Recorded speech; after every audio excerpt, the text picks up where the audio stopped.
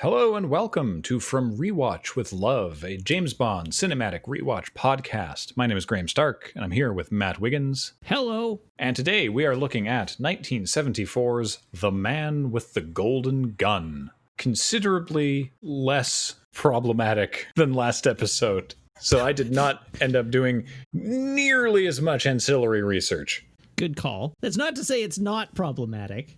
I never said that. But it's certainly less problematic. Anyhow, Graham, I'm given to understand that he has a powerful weapon. Yes, and he charges $1 million a shot. Oh, is he an assassin that's second to none? You guessed correctly, he's the man with the golden gun. The Man with the Golden Gun was the last James Bond novel written by Ian Fleming. In fact, he wrote it during the production of some of the earlier Bond films, and it was released posthumously by his estate. And there are debates as to how complete the novel actually was. By most accounts, he had sent a completed transcript to the publisher, but other people aren't so sure necessarily. Let's say it's up in the air. Who cares? This movie has very little to do with the novel. Oh, and there's a man with a golden gun in it. And there was his origin story, and that's about it. Huh. Yeah, because one of the things that the producers for these movies would often do is change the settings for Bond films, depending on what was new for the series and something that, looked cool or whatever. And the novel is set primarily in Jamaica. We've been there before.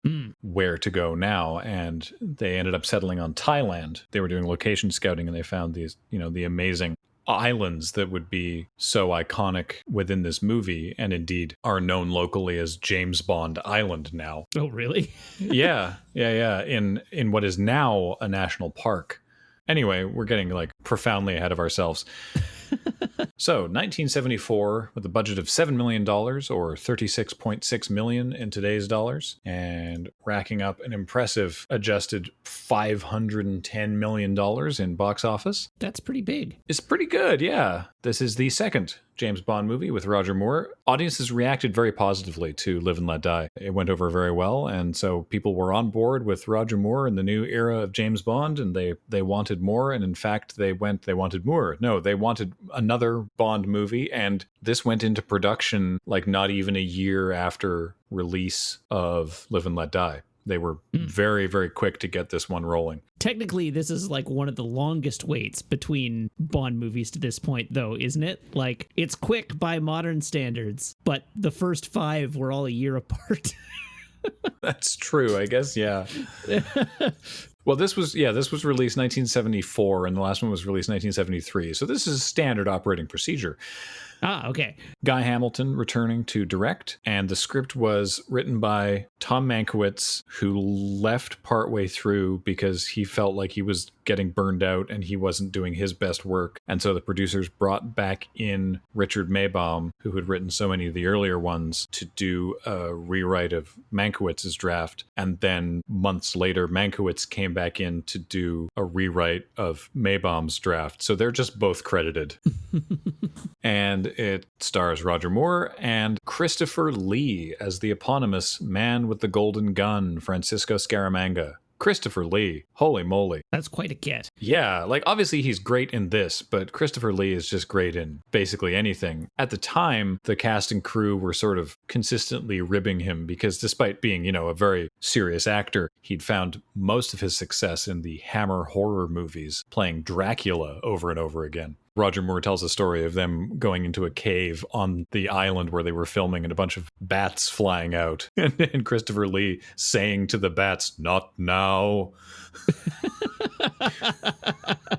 Listeners will know Christopher Lee from playing Saruman in Lord of the Rings, playing Count Dooku in the Star Wars prequels. He's been in a lot of stuff and he's pretty routinely excellent in it. He was also Ian Fleming's cousin. Oh. And not just like, oh yeah, they turns out that they were actually cousins. They were cousins and they hung out and got along very well. And Christopher Lee was also in British Secret Service, like military intelligence, Right. in World War II, which Fleming was as well, which was a lot of the inspiration for writing the James Bond novels. One of the stories that people love that I also quite enjoy is during filming Lord of the Rings, Peter Jackson trying to direct Christopher Lee as Saruman getting stabbed and saying, now, of course, you'll get stabbed and you'll go, ah, and Christopher Lee being like, well, that's not the sound that people make when they are stabbed.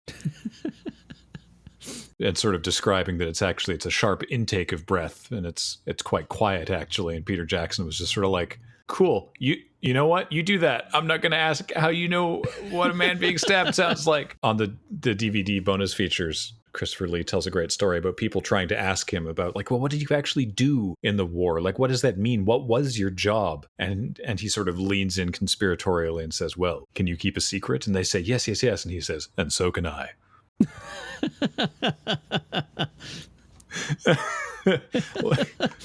God, what a cool guy. Yeah, no doubt. He works so well as the villain in this movie because he has such a great presence and he carries himself so well. And also he's like considerably taller than Roger Moore. So he has this imposing presence without being some sort of like Jaws, who we'll see later, or he's not like one of the, the henchmen that Bond can't do damage to. He's just this larger than life person. Yeah, he's really good as the villain in this. You're right. I agree with everything you said. Just imposing and the right amount of villainous, but not like mustache twirling villainy. Mm-hmm. He knows what he's doing in this role and plays it just exactly the right way to serve as like Bond's foil. The other sort of interesting production note is that this would be the last movie to be co-produced by Albert R. Broccoli and Harry Saltzman. After this movie, Saltzman would sell his 50% stake in the parent company of Eon Productions, and going forward, Cubby Broccoli would be the sole producer on the Bond series. And I assume this is a case of history being written by the victors, but nothing on the DVD special features says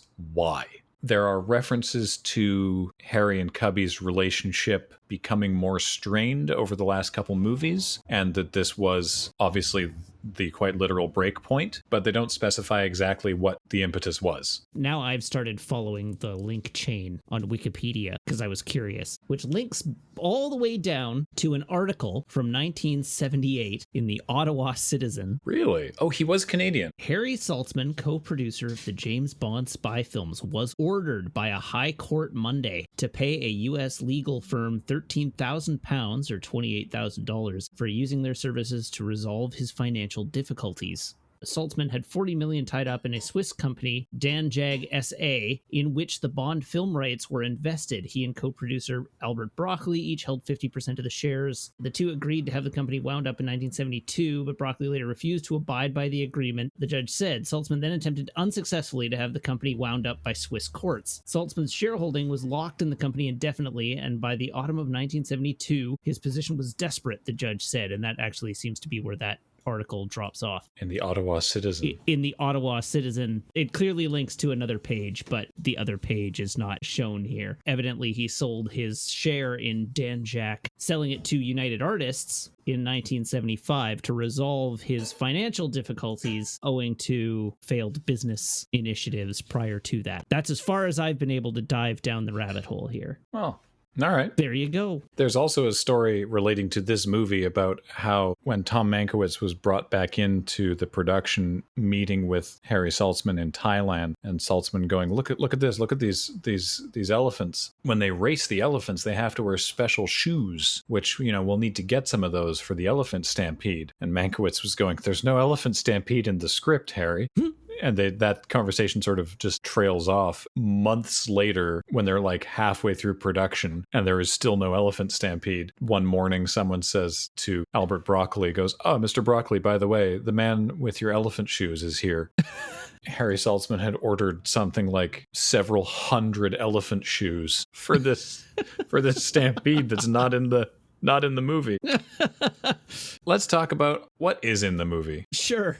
After the gun barrel sequence, the circle opens up to reveal a woman reclining on an amazing beach with this just staggering rock overhang. This is, as I mentioned, James Bond Island. Khao Ping Khan is what the island is actually called properly. It is very near Phuket in Thailand, and as I mentioned, it is part of the Ao Phang Hoa National Park. The woman in question is Angela Anders, though if you put a golden gun to my head and asked me to name that character, I would not have been able to do so without notes in front of me. I definitely remember her being called Miss Anders at one point in the movie. She is definitely called Miss Anders at least one point in the movie. But I would have had no frame of reference that her first name is Angela Anders. Anyway, she is played by Maud Adams, who at the time was a Swedish model and burgeoning actress, and this was her big sort of breakout role. While not a pageant queen, as happened in many of the earlier movies, she was discovered when a photographer found her in a shop and asked to take her picture, and then submitted that picture to the Miss Sweden contest arranged by a Swedish magazine, and then her modeling career took off from there. Later, she would appear in Rollerball. Yeah, Rollerball. But also, she's the only actress to appear in 3 separate Bond films as different roles. Sorry, run that back to me one more time. She's the only actress who has appeared in 3 separate Bond movies as different roles. Really? Yeah, because she plays Angela Anders in this movie. Uh-huh. In Octopussy, she plays the villain. Oh, all right. Yeah. And in A View to a Kill, she's an extra because she lived nearby, and she and Roger Moore had become friends, and he was like, "Oh, come on down the set. We'll put you in the background." So technically, but yeah, I always forget that 10 years later she would actually come back to James Bond and play the title role in Octopussy. That's wild. Walking towards Miss Anders on the beach, we see Scaramanga's aide, butler, not sure, basically the man that handles all of Scaramanga's needs around his island, a character by the name of Knick Knack, portrayed by Hervé Villechaize, who is probably best known, if not for this movie, than for his recurring role as Mr. Rourke's assistant Tattoo on the TV series Fantasy Island. Really? Yeah, Mr. Rourke being played by Ricardo Montalban. Aha. I have never actually watched an episode of Fantasy Island. I have not actually watched it either, but I am familiar with the catchphrase, "The plane," which is what his character said, because at the beginning of an episode of Fantasy Island, the plane arrives, and it's a different people in the plane every episode. So it's Right. it's like part of the opening.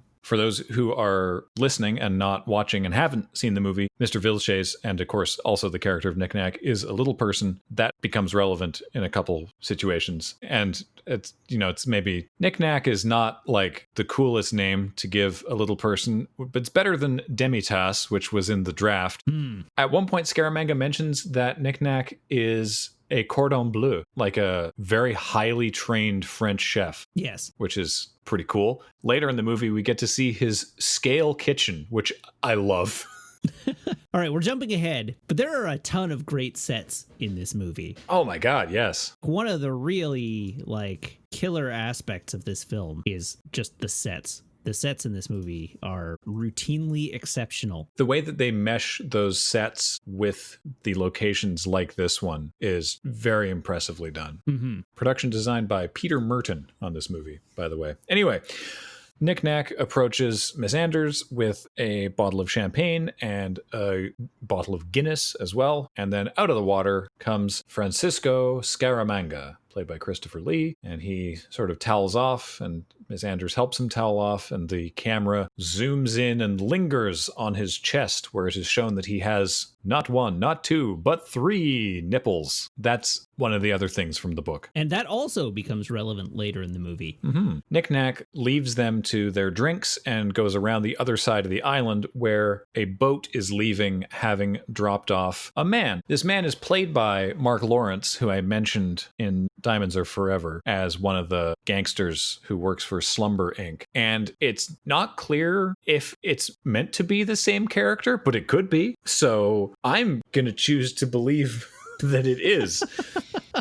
He has a name in this film his name is Rodney, apparently. I don't think it's ever actually used, but that's what he's credited as. Yeah. I, too, choose to believe that this is the same character. Mm-hmm. Why he would be contracted to do what he's about to do, I don't know. But why not? He dresses the same way. He talks the same way. He acts in a way that is totally believable as the same character. They can just be the same character. Knick-Knack waves him down, motions for him to be quiet, and indicates where he should enter the building. He takes him inside, shows him around, again, Scaramanga's amazing house, gives him half the money, and then the other half when it is done, a ton of money in an envelope, and then tells him to go through into another room and wait there, and Mr. Scaramanga will be with him soon. The other room he goes into, so he walks through like a hallway that is all butterfly collection, and then he walks through the door on the other side of this room and into another room. At the front of shot, closest to the viewer, there's like a pommel horse, a rope, a mat on the ground, like a whole like gymnastics and workout studio. Yeah. And then in the back of the room, there is like a carnival shooting gallery and a bar and ornate furniture. This is your all-in-one living, hosting, and activity room and workout gym for some reason. It is the weirdest collection of stuff in this room that seems to be operating entirely at cross purposes. But again, great set. It is extremely evocative of whatever they are trying to get across here. Yeah, it's amazing. Rodney laughs to himself as he readies his gun, and it becomes apparent that basically, as far as we're aware, Knick-Knack has hired Rodney to kill Scaramanga. Knick-Knack goes back to the beach to deliver some Tabasco sauce for their oysters and says that something is ready for him inside. And so Scaramanga, now wearing a one-piece tracksuit, goes back into the building, where Rodney makes a critical error by not taking his shot. He spins around from behind a chair and just like cocks the gun and chuckles, and giving Scaramanga time to react. And anyway, to truncate the situation, Scaramanga dives when all the lighting in the room turns red, and Rodney takes a shot and misses. What is now happening is that Knick-Knack, from a control room where he can watch everything that's going on, is orchestrating this bizarre... It's meant to look initially like Knick-Knack has hired this guy to kill Scaramanga. And through this scene, he's sort of also taunting Scaramanga as he like reaches for his weapon rack, and Knick-Knack comes over a loudspeaker and goes like, you didn't think I'd make it so easy for you. And then leads Scaramanga and Rodney into this funhouse area.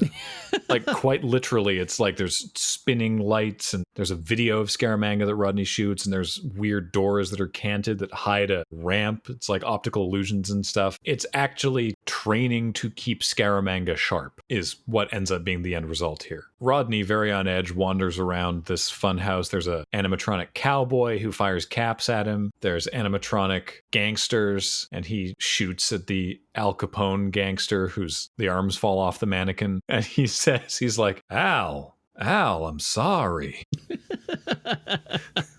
Like he knows who Al Capone was. Mm-hmm. I like that all the mannequins are clearly played by humans just holding very still. Yes. I was going to comment on that later, because there's a mannequin coming up that is really very obviously just a human standing very still. Well, I mean, Al Capone's mannequin like winces when he fires the gun. Like... just fully blinks. Oh, he sure does.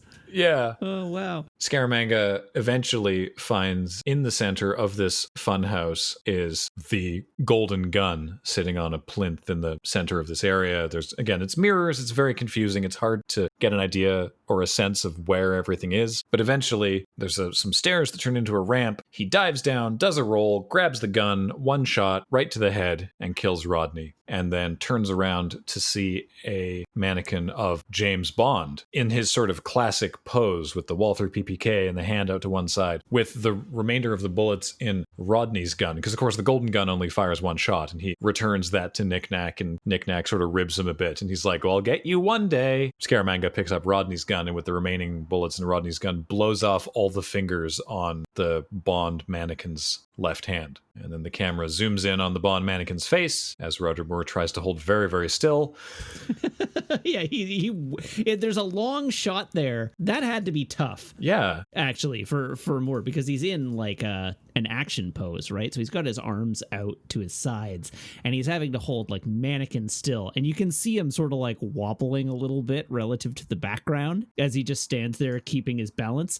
He holds impressively still. Mm-hmm. And it's a long shot. Like it is not a short period of time that he's on screen there. And then we cut to the opening titles. What I like about this opening is, I mean, that opening and then also the titles is that it's all just to establish Scaramanga, which I really like, because the whole point of this movie is this is someone on Bond's level. Right. Not that Goldfinger and Blofeld were not threats, but that this is, as much as he doesn't wish to believe it to be, this is someone with whom Bond is a peer in some ways. Right. I really like that. I will say, I should have said overall at the beginning, while everyone in this movie is great and it's generally speaking well shot and edited and whatnot, the pacing and construction of this narrative is not as tight as Live and Let Die. There are multiple points in the movie where I was watching it and going, well, why that though? That doesn't make sense.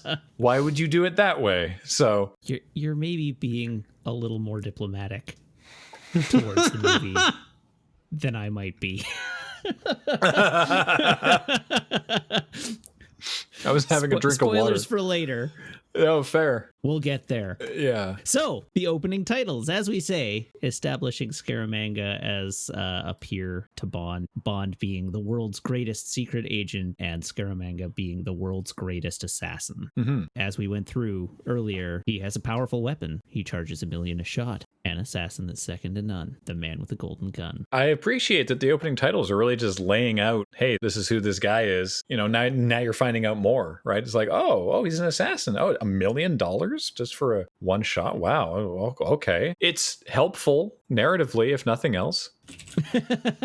Yeah, the lyrics to the song are like way more straightforward than the previous ones about the villains. Yes. Goldfinger, he's the man with the Midas touch, a spider's touch. It doesn't tell you a whole lot about Goldfinger. Yeah. The man with the golden gun is like, nah, he's an assassin. He charges $1 million a shot. No one's as good as he is. He engages in romance whenever he's hired. In fact, love is required whenever he's hired. It comes just before the kill. Well, that's... No one can catch him. No hitman can match him for his $1 million skill. I just realized those lyrics are a very nice way of saying something that Miss Anders brings up later, which is that Scaramanga only has sex with her when he's about to kill someone. Yes. Because it's, I think it's referred to commonly these days as post-nut clarity.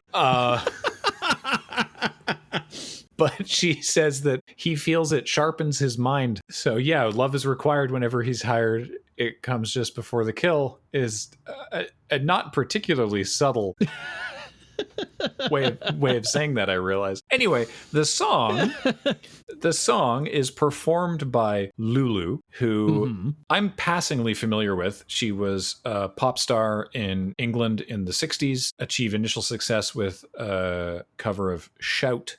Appeared where I first saw her actually was in the Sidney Poitier movie To Sir with Love, where she also performed the title song. That song was also a runaway smash, so she's performing this song as well. I had this song stuck in my head before I watched the movie because I remembered it. I was like, oh, right, we've done Live and Let Die. Next week is The Man with the Golden Gun.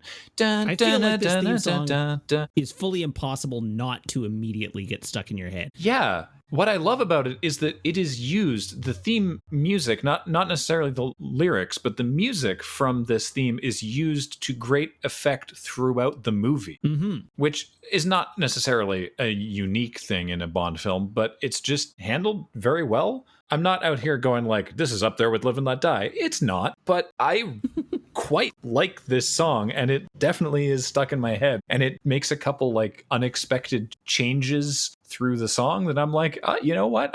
It's interesting to listen to. Yeah, it's musically interesting. It's lyrically on the nose, but whatever. That just makes it easy to sing along to. If you listen to it one or two times, you'll be able to sing along with it. It lies somewhere on the spectrum between banger and belter. I was going to ask, yeah. Probably closer to the banger side of things, but somewhere on that spectrum. You're right, it's not Live and Let Die, but it's a strong contender for the upper echelons of the Bond theme so far. I also like that as the end credits come in at the end of the movie, the song returns with different lyrics that are now about Bond. I think that's a really clever little touch. The visuals of the opening titles are fairly perfunctory as far as Maurice Binder's visuals go. There's a lot of shots of the golden gun itself, which looks cool. It's a very distinctive design. And then a lot of water and sort of reflections in water and silhouettes of naked women not doing particularly interesting dancing, and they're fine. Yeah. They're fine. The thing I like most about the opening title visuals is the letter work. So if you've been watching along with these movies so far, you've probably noticed in the opening titles that, yes, the women are clearly naked, but they're usually obscured in some way, right? They're not going hard on being revealing here, and that continues with this one. Previously, they're like silhouetted, or, there are other elements of the visual iconography that obscure the more sensitive areas. They don't show their privates, is what I'm getting at. That continues in this one, and most of it is done with rippling water, using rippling water effects to mask the nudity. And they use that in the letter work as well, where the lettering like ripples in and ripples out, particularly early, but they do it in such a way that it like the first few lines of like Roger Moore is James Bond in Ian Fleming's The Man with the Golden Gun. The golden gun is in shot for this, and the way they ripple in, it looks like muzzle smoke from bullets being fired, but they like aligned with the barrel of the gun to some extent. Like it's just, there's a neat little thing they're doing there, which I like quite a lot. I like the way they manipulate the letters to make it look like the gun is shooting them, and also so that they integrate with the rippling water motif that runs throughout the entire opening sequence. That is cool. I do like that. You know me in typography. But you're right. The rest of the opening titles are perfunctory is a good word for it. Is really just going through the motions. Yeah. After the titles, we see Bond in M's office with the double red leather doors, which we didn't get to see in Live and Let Die. And he walks in, and holy crap, Matt, you're right. He looks like an absolute box in this double-breasted suit. Right? And it's not the only one. No. The one that he's wearing in this scene is not even the worst one, but also not the best one. Yeah, he just looks so square. It's weird. Yeah. Anyway, M asks him, what do you know about a man called Scaramanga? And Bond is like, doesn't ring a bell. Then it's like, oh, wait, hang on. Francisco Scaramanga. And just like... just this word vomit of his entire biography. Yeah, like thank you for subscribing to Scaramanga Facts.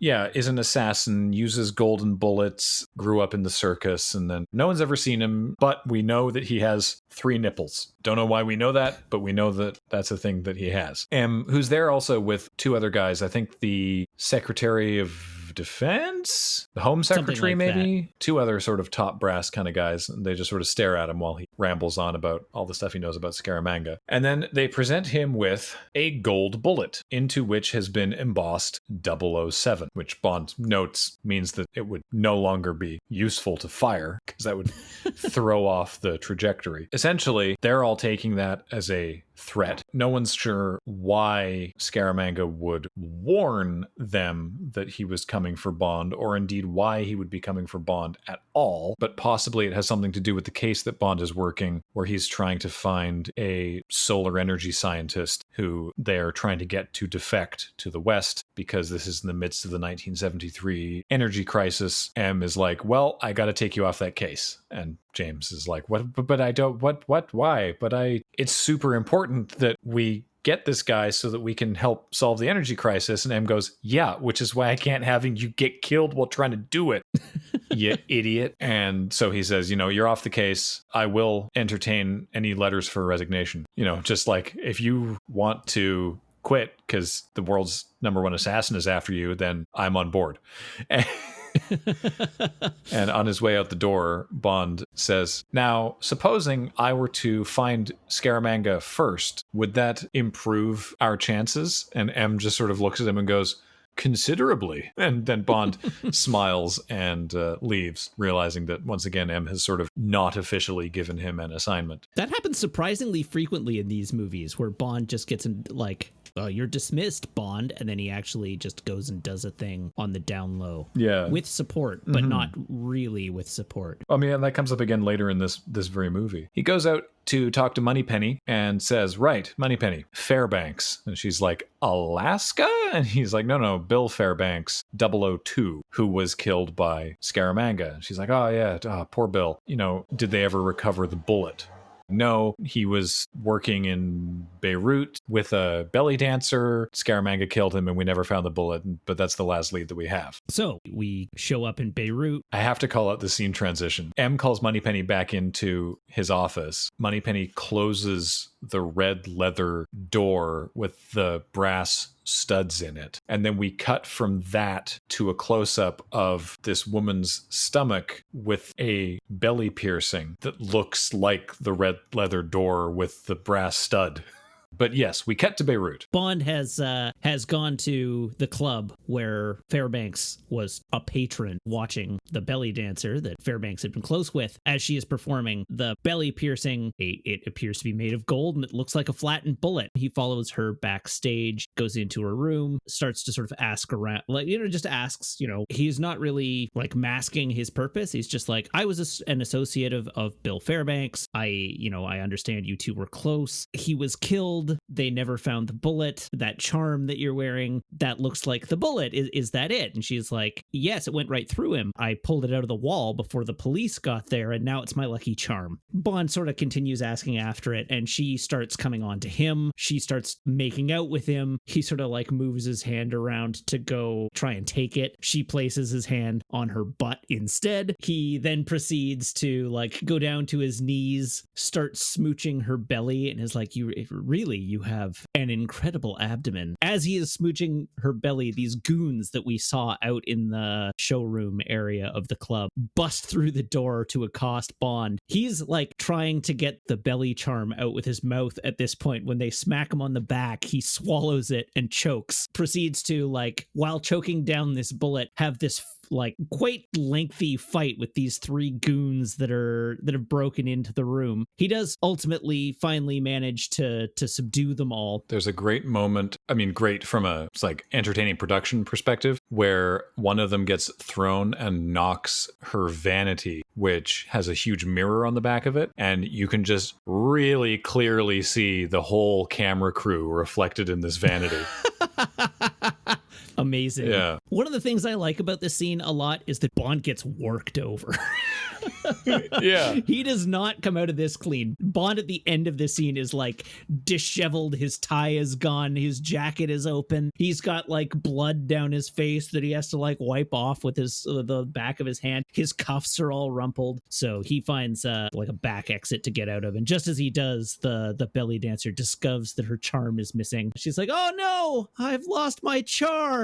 And he quips on the way out the door, well, not from where I'm standing, and then makes his way to the street. Yeah, where a taxi picks him up and he asks for directions to the nearest pharmacy. And we then cut to the bullet being examined on a microscope by Q and a ballistics member of Q Division by the name of, I don't know, he doesn't show up again, but his name is Colthorpe. We have the appearance of Bond's second double-breasted suit in this film. Oh yeah, wow. I like this one less than the last one. Yeah, I agree with you there.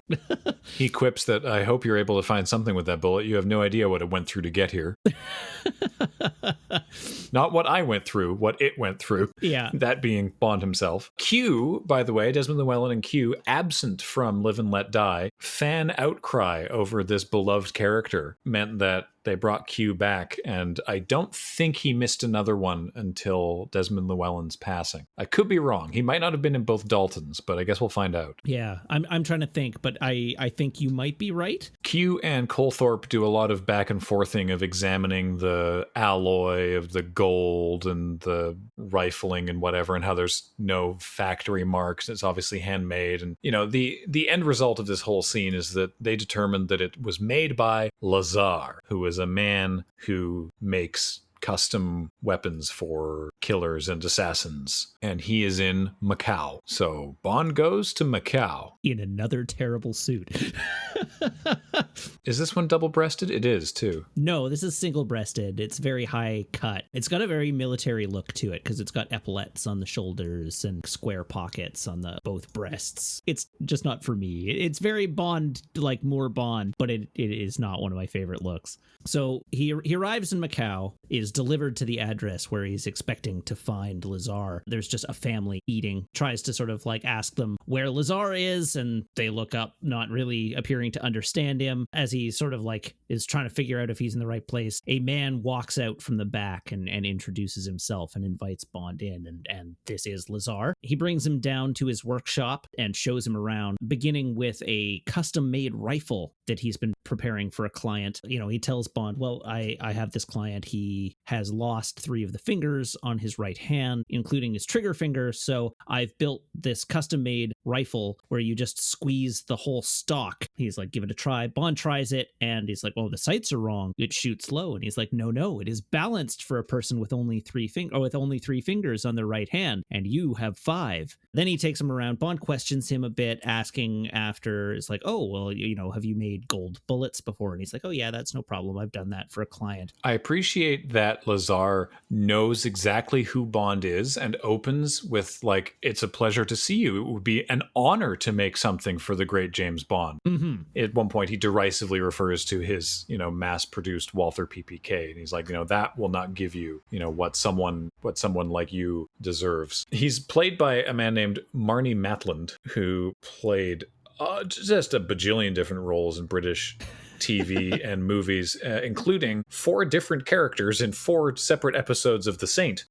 So Moore and this fellow probably familiar prior to the filming of this movie. Yes. So Bond questions him a bit about the gold bullets and his association with Scaramanga, to which he's like, well, I can't tell you about that. Surely you understand my clients require confidentiality. Bond turns the gun that he has been just experimenting with, says like, all right, well, I have just sighted up your groin, so dig deep and tell me what I want to know. He's like, I don't know. I've never met him. I don't deliver the bullets to him directly. So Bond takes a shot and it misses between his legs. He's like, you're right. Sighted 1 inch too low. Let's try again, shall we? Lazar is like, listen, I just take them to the casino and do a handoff. I've never met, like, I don't see who it is. Gives him the information. So we then cut to a scene in the casino. Lazar is preparing to do his handoff of the newly minted bullet supply that he has produced for Scaramanga. In the casino, which is an amazing set or location, I believe, there's this thing where I'm not entirely sure what game it is that they're playing, but they have a number of people sitting around the table betting, and then a number of people on a story further up who seem to also be participating in the same game and are able to place bets by putting their bets in small baskets that get lowered down to the main dealer. So what happens is one of those baskets comes down in front of Lazar, who takes money out of the basket, puts the bullets in the basket zips back up where the bullets are picked up by Miss Anders, who then immediately leaves the casino. So apparently the game they are playing is called Sick Bow. Okay. Now I'm reading up on it because I'm curious. The game is played on a large table about the size of a small pool table. The players place their bets on the plastic surface. Then 3 dice in a shaker are shaken, the top removed. The dealer presses buttons for the roll, and all winning bets are illuminated on the table. And then there's a whole explanation of the variety of bets that you can do. It doesn't say anything about why there would be multiple levels, but I guess it just allows them more seating for the table. Yeah. Anyhow, it's Sick Bow. I have learned. as soon as Miss Anders leaves the casino, we cut to a shot of the Flying Sandpiper, which is a hydrofoil zipping across Kowloon Bay from Macau to Hong Kong, passing the wreck of the RMS Queen Elizabeth, which was a Cunard Line ocean liner, which sank under questionable circumstances in Hong Kong Harbor in 1972. Basically, Cunard Line had sold the Queen Elizabeth and the Queen Mary, and you can still see the Queen Mary. Actually, it is moored at Long Beach in California, where around Halloween they do freaky walk-through haunted house attractions. I only know that because TwitchCon was at Long Beach a couple of years ago. They call it, what is it? It's Mary's Dark Harbor. Interesting. Yeah.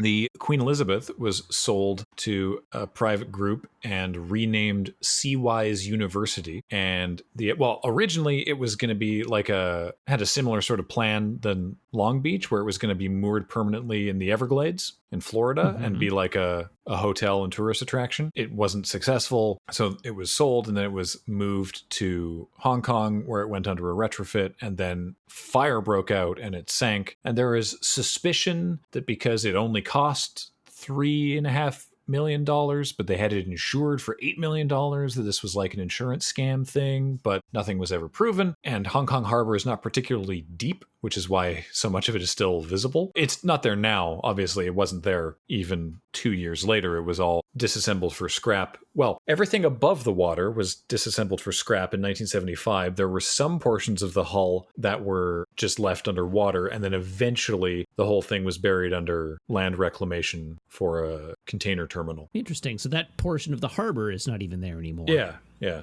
But anyway, I mention all of this because of a thing that will come up later, and also because it just is a really striking visual. They get to Hong Kong. Bond is still tailing Miss Anders, who he sees getting into a green Rolls Royce. He flags down a cab, and before the cab can leave, a car pulls in front of the cab, meaning that it can't go anywhere. And Bond gets out to basically tell off the driver. And it turns out that they know one another. This is Miss Goodnight, or Mary Goodnight, who is an MI6 agent in Hong Kong, who apparently Bond has a history with. We're not sure. In fact, it is actually never made clear what their history is, what they did or did not do together, but it's been 2 years since they've seen one another, and Goodnight at least is very happy to see Bond again. I kind of like that it's never actually fully established, because it's like they both know their relationship, and so they don't spell it out. Yeah, they don't need to talk about it except as it's relevant to whatever's happening. Yeah.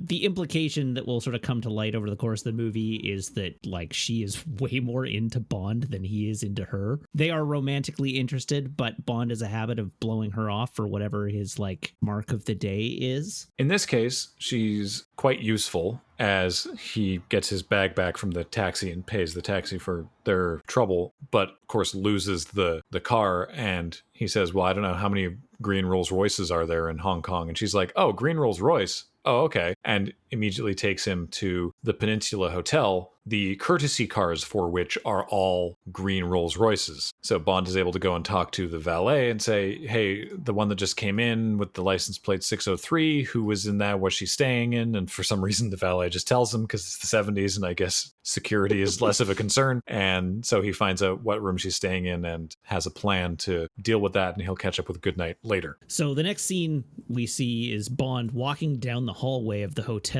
with a champagne bottle and glasses in hand, looking just a little bit lost. A hotel porter runs up behind him and asks, can I carry that for you? And he's like, no, I'm fine. But you know what? You can unlock the door for me because I got my hands full. And so he walks over to the room, and the porter pulls out his keys and opens the door and turns to Bond. Is like, would you like me to open that, sir? And he's like, no, it's a surprise. And the guy's like, surprise, and turns around and walks away, having now let Bond into a room that is not at all James Bond's room. So he walks in, he looks around, he puts the champagne down, starts sort of trying to determine where the woman that he's followed has ended up. And after a moment or two of looking around, he discovers that she is in the shower. He walks in and just stands in the bathroom for a while. I don't know what his plan is exactly, but he seems to have a plan. Yeah, and like he just alerts her to the fact that he's there. He says, "Good afternoon," which of course startles her quite a bit because she has no idea there's another person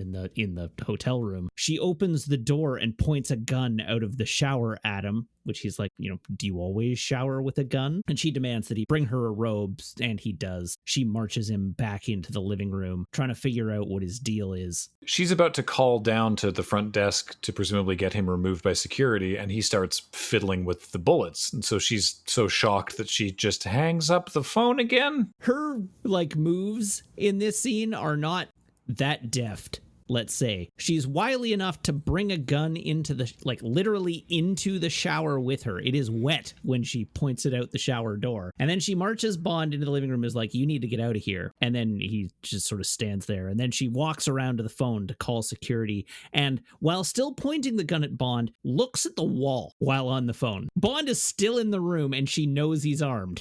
Mm-hmm.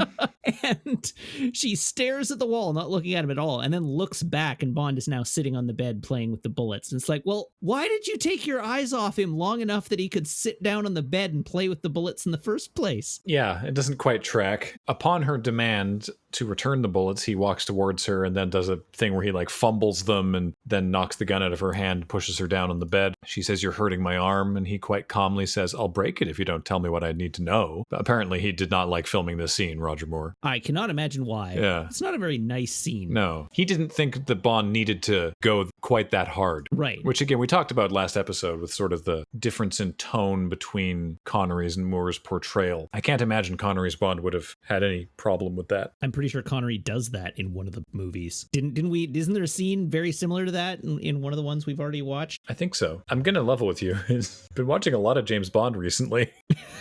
And they're all starting to bleed together. A little bit. Yeah. Anyhow, she does eventually tell him that, she doesn't meet Scaramanga. She doesn't have direct contact with him. She reveals to him after he ends up smacking her around a little more in the scene. But she does end up telling him that she doesn't know where he lives or where he is. She does know that he's in town and he has a date at the Bottoms Up Club tonight. She is quite certain that if Bond goes to the Bottoms Up Club tonight, he'll be able to find him. She gives a description. He wears often a white linen suit with a black tie. He's tall and slender. Gold jewelry. All gold jewelry, that's right. Bond disappears into the other room and comes back with his champagne and starts pouring champagne. And she's confused by this. And he quite rightly says, "Well, I mean, if you tell him that we met, he'll kill you. So I'm not worried about you spilling the beans." There is one line of conversation in this where she's like, "He's got a third nipple." And he's like, "Well, okay,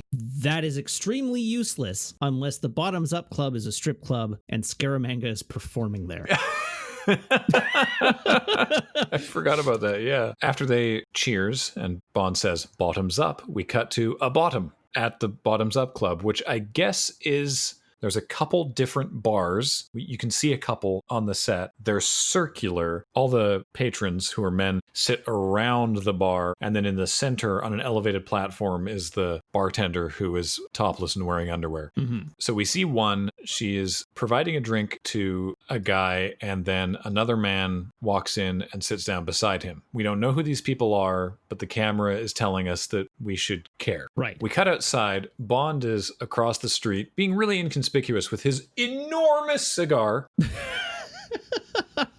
and keeping an eye on the exterior of the Bottoms Up. He's waiting outside a camera shop. There's a brief intercut of Scaramanga and Miss Anders about to have sex. Miss Anders did say, "Do we have the information yet?" We do. I mean, at the very least, the opening titles have told us that love is required whenever he's hired. The implication here is that he's getting ready to go and kill Bond, as far as we, the audience, know. As Bond waits outside the camera shop, Knick Knack appears. They both sort of check themselves out and adjust their ties in the video cameras in the window of the thing. And Bond just sort of looks at him, and Knick Knack smiles and wanders off. As far as Bond's concerned, he's just another guy on the street in Hong Kong. Bond gets bored of waiting and goes across the street, and the camera pans up, and we see Scaramanga is up in a neon sign, hiding in a neon sign with his gun, taking aim. And Bond is the only one on the street. And Scaramanga waits, and his eye narrows, and he aims down the gun just as the two men that we saw inside the bottoms up come out of the club, and Scaramanga fires. Bond hits the ground and the other guys hit the ground, and we realize Bond was not the target because he easily could have killed Bond, who whips around and pulls out his gun, but there's no one to see. There's a white man and an Asian man, who were the two men inside the bottoms up. The white man is dead, bullet hole through the forehead. The Asian man pulls a gun of his own, tells Bond to drop his gun. They both notice that Knick-Knack comes over to inspect the body of the guy who's dead. The Asian man identifies himself as a member of the police or some sort of police, some kind of authority. It's not entirely clear what. Tells Bond to get into his car, and he tells the police, he sort of flashes some ID to the Hong Kong police and says, I'm taking him under section blah, blah, blah, blah, and they drive off. And Bond is sort of like, if you'll take a moment to examine my gun, you'll see that it hasn't been fired. The guy's like, okay, you can tell us down at the station. And they drive down to the dock. And Bond's like, I thought we were going to the station. And he says, yep, on the Kowloon side of the harbor. Okay. And then they start driving off. And eventually Bond is like, Kowloon is that way. The guy just doesn't say anything.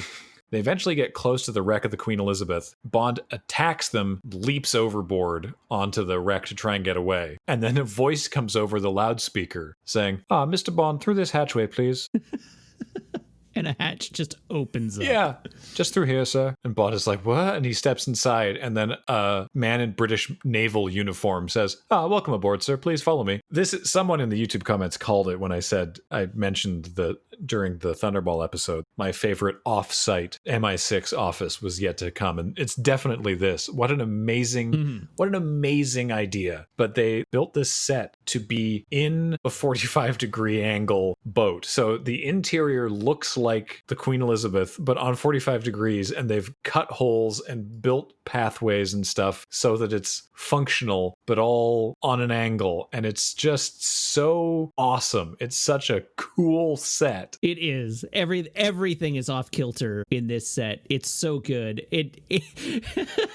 Every scene is so off-putting because, like, every room there's like bookcases and whatever that are standing vertical, and everybody is standing vertical, but all the walls are tilted sideways, and all the like built-in light fixtures and everything are tilted sideways, and it's so good. Eventually Bond is led to M's office, and M is sort of like, good, hello. M is there and Q is there. In behind Bond walks the Asian man who had bundled him into the car. So this is Lieutenant Hip, played by Sun Taek-oh, a Korean actor who probably most people have interacted with as the voice of Fa Zhu in Mulan. Oh. He's been in just a bajillion things. We talked a couple episodes back, maybe even last episode, about someone who was in 3 different episodes of The Love Boat. Sun Taek-oh played 4 different characters in 4 different episodes of Magnum P.I. and 5 different characters in different episodes of MASH. Amazing. Also, I guess being in Magnum, this shouldn't surprise that he was also in 8 episodes of Hawaii Five-0. He actually had a recurring role on Charlie's Angels, just a variety of roles. So this is actually MI6's man in Hong Kong. So I don't know why he didn't tell Bond. Yeah, he just says, sorry, I had to get you away from there. And I didn't know how much you knew. Yeah. Why? That whole scene is cool, but it only happens because they made Lieutenant Hip not at any point, even when they were alone, just go, I'm with MI6. Or give a spy movie code phrase. It's very silly to me. But it is a cool scene. It is a cool I'm willing scene. to forgive this one on the grounds that it's like, I didn't want to tell you anything until we were away from everyone, totally in the clear. Because who knows? The police and the police boat may not have been in on it. Who knows? I'm willing to let this one slide on the grounds that the scene that it creates is fun and mysterious. Yeah, that is fair. M gives Bond a dressing down for not having contacted Lieutenant Hip ahead of time, because he should have. He's also the contact for Bangkok, which we'll find out later, which is they're not like just next door, Hong Kong and Bangkok. They're, in the grand scheme of the world, they're geographically very close by. But, it just seems odd that it's like, oh yeah, for Hong Kong and Bangkok, you can cover both of those, right? Lieutenant Hip was making contact with the man who was going to defect, the solar energy expert. In fact, that was him that Scaramanga just killed. While they were in the Bottoms Up Club, he showed Hip this device he'd been working on called the Solex. This is the MacGuffin for the movie. A MacGuffin, I don't know the origin of it exactly, but it's in movies, it's the thing that people need to get. It's the thing what drives the plot. In From Russia with Love, it was the Lecter. In this case, it's the Solex.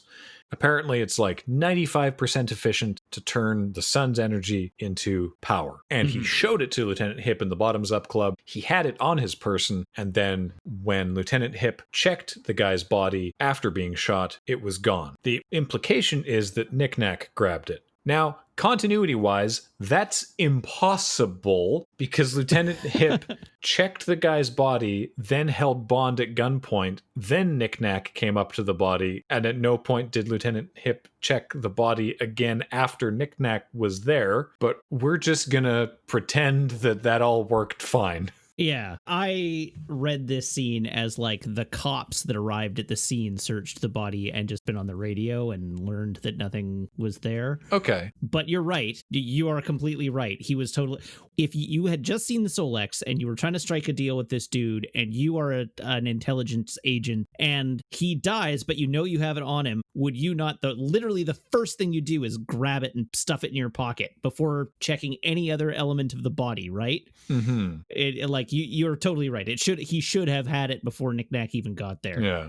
As they talk about it, Q is very excited at the possibility that the Solex even exists, and then M is equally dismayed that they let it get out of their hands, and Bond is, I guess, kind of back on the case unavoidably at this point, especially because Bond realizes now that Scaramanga did not have a hit on him, because if he had, Bond would be dead right now. They try to figure out who would benefit the most from taking out this hit on the solar energy expert. And they come down to a connection to a Thai millionaire industrialist by the name of High Fat.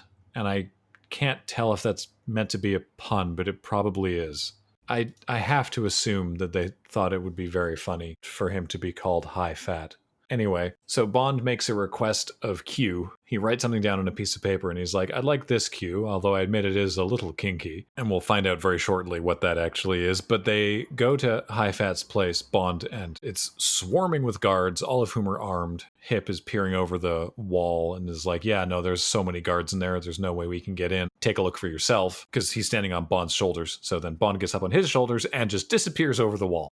Now, Bond had the foresight to be wearing all white linen, and he wanders through High Fat's grounds and meets a girl swimming nude in one of the pools who beckons him to join her, and he starts taking off his shirt where it's revealed that he has 3 nipples. He has a fake third nipple that Q has provided for him so he can pretend to be Scaramanga. The woman in the pool introduces herself as Chew Me, which is definitely on purpose because Bond reacts to it. So I mean, it's nice that, you know, we're making progress. Initially, we had Asian characters being played by white actors, and then we had a white character disguising himself as an Asian. You know, now we don't have any disguising, and everyone's being played by their own ethnicity. But we haven't quite gotten past making fun of their names.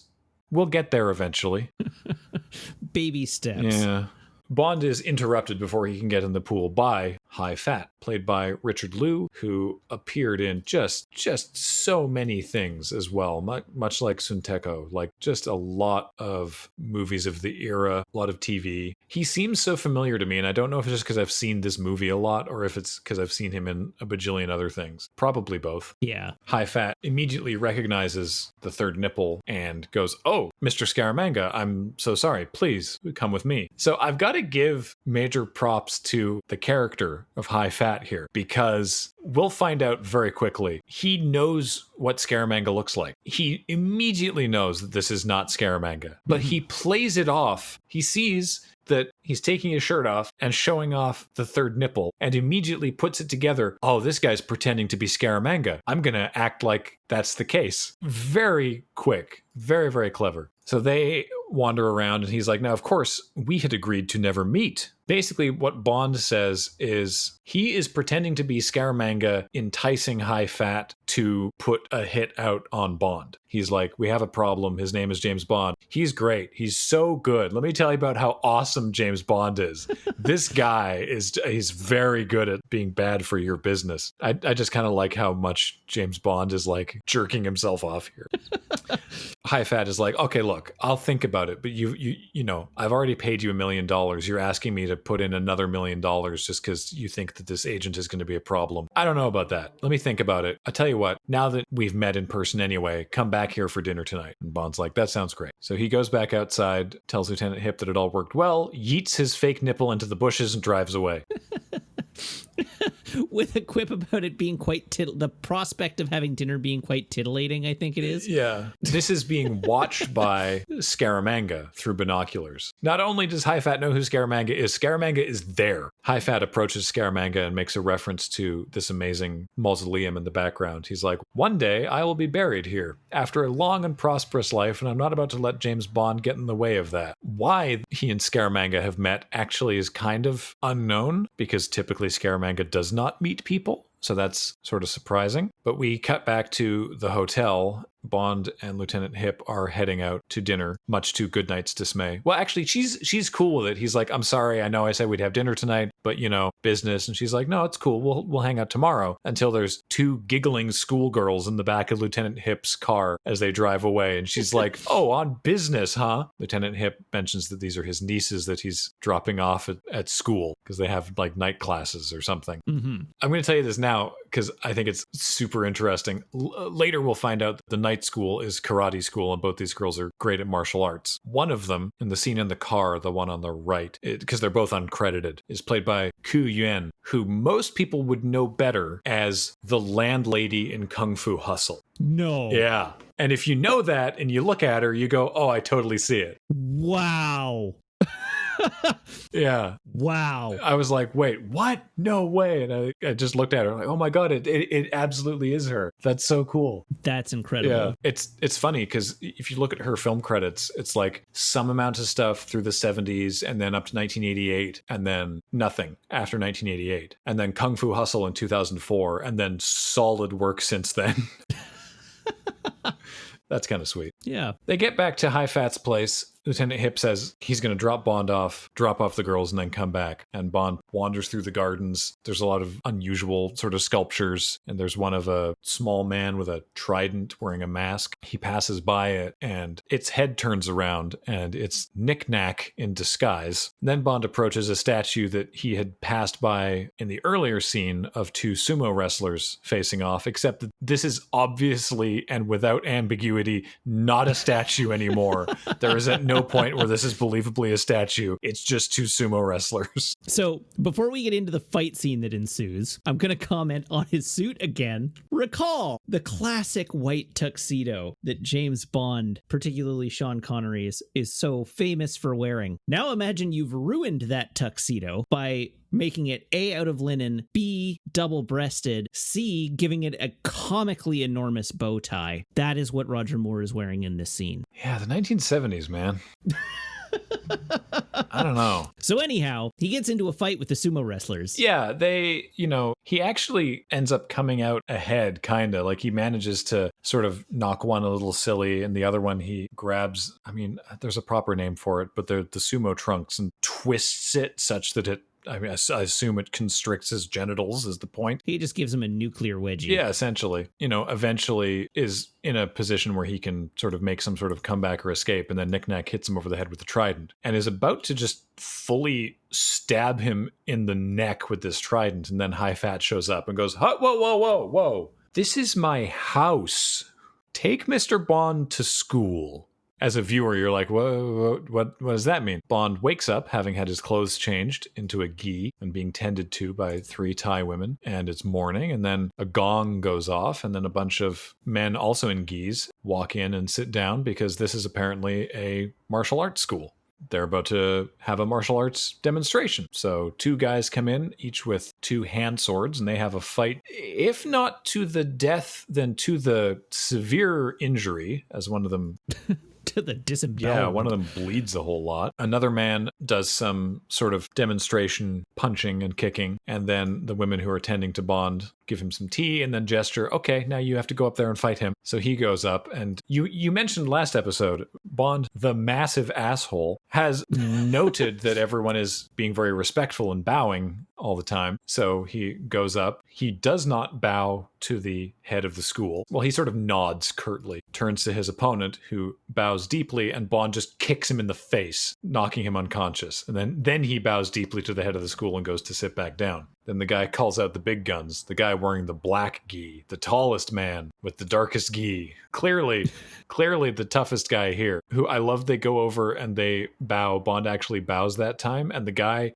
while bowing, maintains eye contact with Bond the whole time. This guy, by the way, Yao Lin Chen, has been in just a ton of kung fu movies. He was in Snake and Eagle's Shadow, which is a very early Jackie Chan movie. Just a lot of kung fu movies throughout the 70s. You can tell it's serious because his character's name is Chula, and you know that because everyone at the school starts chanting, Chula, Chula, Chula.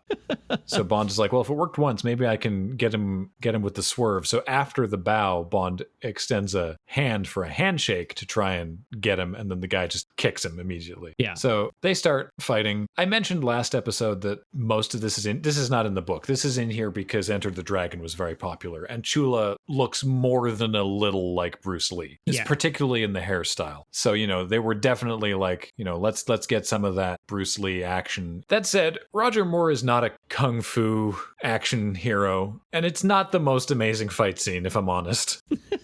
It's okay. It's okay. Bond wins mostly by getting a lucky shot in. It's one of those plot armor kinds of things. Well, he gets a lucky shot in and then runs away. Well, no, before that, like he manages to sort of like tilt the fight in his favor because he manages to get behind Chula and he kicks out his knee in like what is a pretty painful way, which sort of like leads into them like turning around. He manages to just punch him straight in the face, knock him over. And then you're right, he runs away, but he does it with typical Bond flourish. He punches him hard, knocks him over immediately without wasting a beat, bows to the audience, and then runs for a window and leaps out it. Which is a bit of a problem because he's on the second floor and he crashes to the ground just as Lieutenant Hip pulls up in his car with both of his nieces in it. And he's like, how did you find me? And like, well, High Fat owns this place and you didn't show up last night, so we got concerned. The timing is kind of funny, but whatever. He starts fighting a bunch of goons. Bond puts both the nieces behind him. He's like, all right, stand behind me. And they both then grab him and push him behind them and start kicking ass. Lieutenant Hip is like, oh, didn't I tell you? Yeah, no, they go to karate school. They're really good at it. There's just a whole bunch of people who can actually do martial arts doing that while Bond stands there and watches. Yeah, we get the better fight scene here. Yeah. This one ends as like they have laid waste to the entire school full of martial artists. There's just like bodies littering the street outside this school, and they all turn to run to Lieutenant Hip's car. And Hip gets in and the two nieces get in and they shut the doors and they drive off, leaving Bond in the street. Which is so contrived. So, like, again, this is one of those things where it's like, it's cool, but that's very bad construction.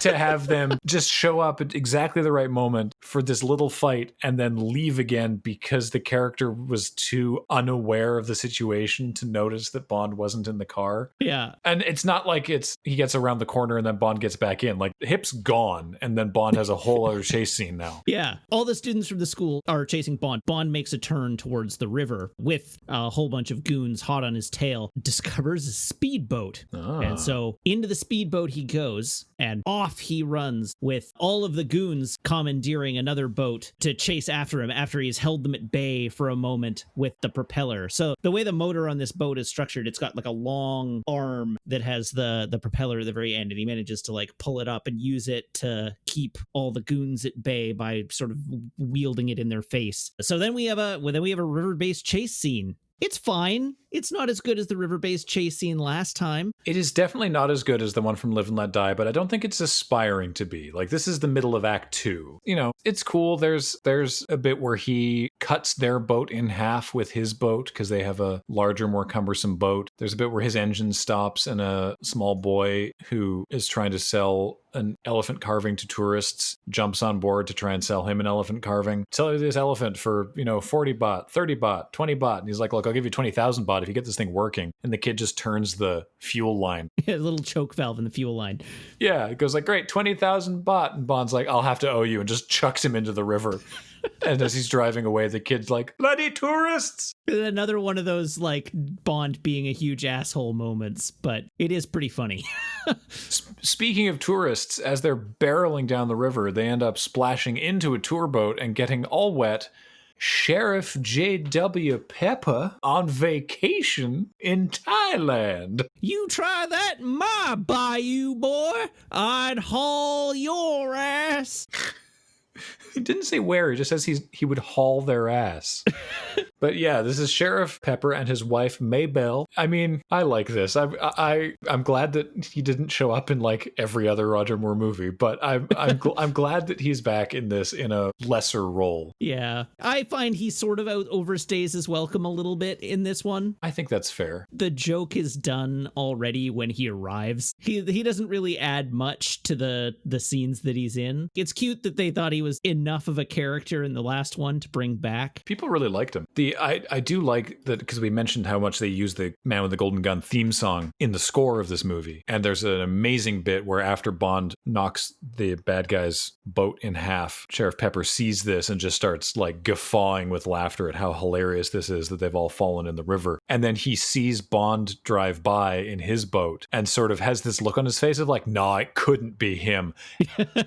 As there's this very subtle do in that there's just a little bit of the Live and Let Die score in the background in that moment, and I love stuff like that. Yeah, it's cute. That's about it. Like, it's a very short scene, honestly. We then cut back to Scaramanga talking to High Fat, and Scaramanga sits down at High Fat's desk while High Fat is talking about his plans for for the Solex and dealing with James Bond. And just idly while they're talking, Scaramanga pulls out a lighter and a cigarette case and just sort of starts doing stuff with them on the desk. And it becomes apparent that what he's doing is constructing his golden gun, because it's just fits together from all these different things. It's like a pen and a lighter and a cigarette case. I think actually the trigger is a cufflink, but it doesn't come up in the movie, but I think they said that in the production notes. And he kills High Fat, and High Fat's sort of second walks in and goes, wait, what just happened? And he said, I'm afraid Mr. Fat's just retired. I'm the new chairman of the board. He always did like that mausoleum. Put him in it. So it's like, wait a minute, what is Scaramanga's going into business for himself here? What's going on? Also, I don't think you just get to do that. I don't think you just get to kill this like millionaire industrialist with a ton of underworld connections and be like, I'm in control now, and have all of his people go, yeah, okay. We just have to sort of assume that that is the case. In James Bond movies, you do. Yeah. Mary Goodnight finally gets to have dinner with James Bond, and they make fun of the Thai name for a wine because it's called Phu Yuck. I don't remember what happens in this scene apart from it ends with her absolutely devastating Bond, because he's like, so anyway, we may only have tonight. And she says, and do I want to spend that being another one of your passing fancies? No, goodbye, and leaves, which is just like so great. And then in the next scene, he goes into his hotel room looking sort of like, wow, am I losing it? What happened? And she's there already wearing a nightie because she's like, I could only play hard to get for so long and I'm really bad at this. Hi. Yeah. So sort of undercut there somewhat. This is where this movie starts to lose me. Oh yeah. Because they're doing a thing that I don't like, which we've talked about previously, where they're mean to a female character for no reason. And this continues through the remainder of the film. Goodnight is an MI6 agent. She is a liaison officer in Macau on a posting who is ostensibly a competent field agent. And everything she does from this point forward undermines that foundation of her character. She's already been the sort of goofy love struck. Oh, I'm so angry that Bond gets all the other ladies, but never me, in a way that's way less endearing than the sort of like Moneypenny and Bond playing like Goodnight is clearly serious. Mm-hmm. And then she has this like character moment where it's like, I'm not going to do it. I'm going to stand my ground. And then they immediately undermine it. And then she gets played progressively throughout the movie as like less competent and less capable and an accessory to James Bond. And they still use the character in a couple of ways that are like cute and funny that I like, but mostly it's just like, no, you're just assassinating this character through the rest of the movie. Everything you said is true. I think that's completely fair. Before he and Goodnight can get to having a good night, Miss Anders comes into the hotel room. And so they do like a slapstick bit of like hiding Goodnight in the bed. Bond is like, well, you know, you can never be too careful when you're me. That's why I use the old 3 pillows in the bed trick. So that like this is where I undo what I just said, because I actually really like this scene from a comedy perspective. Yeah. This scene is really fun. I think it's fair to have a nuanced position like that. Yeah, I think the construction of this scene and the way it's executed and the portrayal of Goodnight by Britt Ekland in this scene and the way she plays this whole scene off is really good. Her facial expressions, realizing what's going on and what her role is going to be in this scene are really good. Like she's doing a good job acting this scene, even if I think it ends up doing her character dirty in the long term. Mm-hmm. I agree. Also, sorry, random aside, Britt Ekland became very famous sort of overnight in the UK for a whirlwind romance and marriage to Peter Sellers. Really? Yeah. We just cannot escape Casino Royale. I know. Oh, my lord. The gravitational pull of that filmatic singularity. I also didn't realize at the time the goof in that movie where they were making for the sewer grating, pull it up and it starts playing What's New Pussycat. Yeah. That What's New Pussycat, the song, was in the same way as The Look of Love, was written by Burt Bacharach and Hal David and performed by Tom Jones as the title track for a sex comedy romp called What's New Pussycat, starring Peter Sellers and written by Woody Allen, that was from several years before that Casino Royale. So they were like making fun of themselves? Who knows? Let's not. It's taking up far too much mental real estate in my head as it stands. Let's keep talking about this. This is where we find out Miss Anders is the one who sent that bullet to MI6 because she wants out. She's basically a prisoner of Scaramanga's, essentially. It's like she can't just leave him. What is she supposed to do? He's a horrible person. He's a murderer. Mm-hmm. She doesn't like this. I mean, I got bad news if you don't like murderers and you're hanging around with James Bond, but whatever. She thinks he can save her from Scaramanga because Scaramanga is not even low-key obsessed with James Bond. He talks about Bond a lot as practically an equal. The upshot is she wants out and she thinks Bond is the man to do it, and that's how she wanted to get his attention. Also, she wants to do a sex with Bond. So she goes into the bathroom to freshen up, and Bond bundles Goodnight into the closet. I don't know why he doesn't just send her out into the hall to go back to her own room. Like, sure, she's wearing a nightie, and I guess that might be embarrassing briefly, but it'd be better than what ends up happening, which is that she has to sleep in the closet while Bond and Anders make sex. There's a scene that cuts to Anders arriving back on Scaramanga's junk because he parked like a junk ship out in the harbor. He sort of questions her. It's like, oh, you're late. She's like, oh, well, you know. She says she was out at the movies, and she says it was a double feature. That's right. It was a double feature. She like basically just sort of arrives home. And then we cut to Bond releasing Goodnight from the closet, and she's asleep, and she's like, what time is it? He's like, well, it's a little after 2, I guess. 2 hours? I've been in there 2 hours? And then she basically like blows him off. There's a line that I really quite like where he's explaining, you know, the whole, to his credit, he does not try to run it back. Yeah. to be like, right, well, you've just heard me have sex with her, so now. Where were we? He has the presence of mind to not try to do that at least, but he explains the plan and how, you know, she's going to bring Bond the Solex, and then Bond will kill Scaramanga. And Goodnight comments, she's bringing you the Solex first?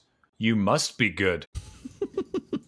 And I think he responds, I guess we'll see. Yeah. We cut to a Thai kickboxing arena, which is really cool. Like, with a great location here. Bond gets led to his seat and sits down beside Miss Anders while Goodnight is watching on, and Lieutenant Hip is disguised as a man selling peanuts. So he sits down beside her. She has this sort of blank expression on her face as she stares at the boxing ring. And Bond starts talking to her, and she's not responding. And he looks over at her and realizes that she also isn't moving. And he looks at her, and the camera pans down to reveal that obscured just behind one of the lapels of her low-cut jacket is a bullet wound, and she is in fact dead. What an incredible shot, though, hey? Yeah, I mean, Scaramanga will say himself later, he's like, an incredibly difficult shot, but most rewarding. So she's dead with her eyes open and her mouth slightly ajar as well, and still sitting in her chair, such that no one around even noticed that she died. So Bond is like, okay, grabs her purse and is like, well, you must have left it in here, darling. I know I saw you put it in here before we left the house, pretending to be, her husband. And then Scaramanga sits down beside him, and he sort of continues his patter as this, because this man has just sat down. He's like, I'm sure we'll be able to find it somewhere. And Scaramanga just says, you won't find it in there, making it very clear that it's who it is. And in fact, mentioning that he also doesn't know where it is. He said, well, you won't find it in there. I did look for it, but I'll find it eventually. Bond sort of makes to go for his gun or something, and Scaramanga says, oh, I wouldn't do that. My friend wouldn't like it. And we see that Knick Knack is behind Bond with a Derringer, like some teeny tiny pistol, and a bag of peanuts. This is a really fun little dialogue scene with Bond and Scaramanga, where Scaramanga talks a bit about his origin story, which is he was a marksman in a circus sideshow, essentially, and befriended an elephant. The elephant's trainer injured the elephant to the point that it was dying. And the elephant came to Scaramanga, and Scaramanga killed the trainer. And he realized that more than being in the circus, he enjoyed killing. And I guess it's one of those situations of, if you're really, really good at something, don't do it for free. And he actually talks about how he has utmost respect for Bond. He considers them contemporaries and peers. Bond doesn't agree. Bond is an unmitigated asshole to Scaramanga through this whole movie, which I kind of like. Like, Scaramanga is being an absolute gentleman constantly, and Bond is just like, F off? Like... Yeah. They talk about, how it's like what brought him to here in the grand sense, and also what brought him here in this moment. And then at the end of the conversation is like, by the way, I hold no ill will to you personally in this moment. This is something that she did, and she paid the price. And I hope that we don't meet again, because then if we do, I'll have to kill you. But as it sits now, you and me were cool. During this sort of monologue, Bond notices that on the ground in a pile of debris is the Solex. So he does this sort of sleight of hand thing where he grabs it with his foot, drops his money, flags down the peanut guy, grabs his money, takes a bag of peanuts, and drops off the Solex in Lieutenant Hip's tray of peanuts while Scaramanga is distracted by monologuing.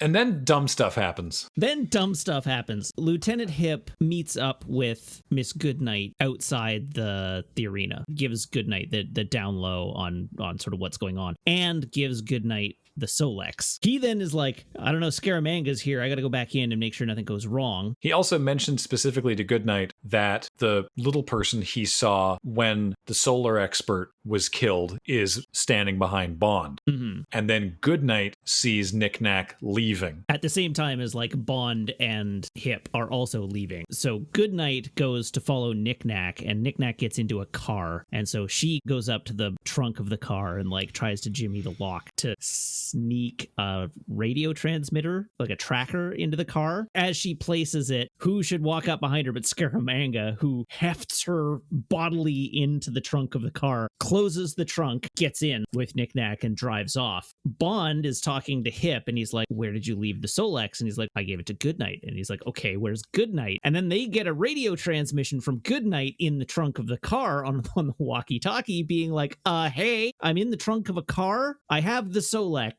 And they're like, all right, what type of a car are you in? She's like, well, it's a bronze car. Hip goes to summon a cab. Bond runs into a nearby car dealership where there is a car about to be test driven by a patron. He hops in the car, starts the engine, and drives out. And who should be the patron about to test drive the car? None other than Sheriff Pepper. Chef J.W. Pepper. A car chase ensues. Sheriff Pepper is in the car providing color commentary. He recognizes Bond at this point. He's like, it's you. Are you on some kind of secret mission? I love that he figures out, because they're driving really fast, and he's like, we're chasing someone. Like, he picks up on it immediately. He's like, we're in a car chase. You say immediate, but this is after Bond has hopped into a car with a person in it, stolen it, driven through a plate glass window into the street, leaving a trail of destruction in his wake. And it's not until moments later, realizing that Bond is tearing down the highway at high speed, that he's like, you're in a car chase. It's immediate for Sheriff Pepper, but it's not that immediate. Anyhow, they go about this car chase through town with Sheriff being a fish out of water. Chaos and destruction ensue. They finally sort of get out of the city into the countryside. It's sort of not clear where the car they're chasing is, and they're on a dirt road on the side of a river, and then they discover that the car that they're chasing is actually on the other side of the river. And Sheriff Pepper is like, oh, you screwed up. The nearest bridge is 2.5 miles back that way. How are we going to catch them now? They've gotten away. So Bond lines his car up with this rickety, broken down piece of bridge work. Sheriff Pepper's like, you're not gonna. Bond says, I sure am, boy, and proceeds to flip the car across this broken bridge to the other bank of the river, which is an incredible stunt. It is an incredible stunt.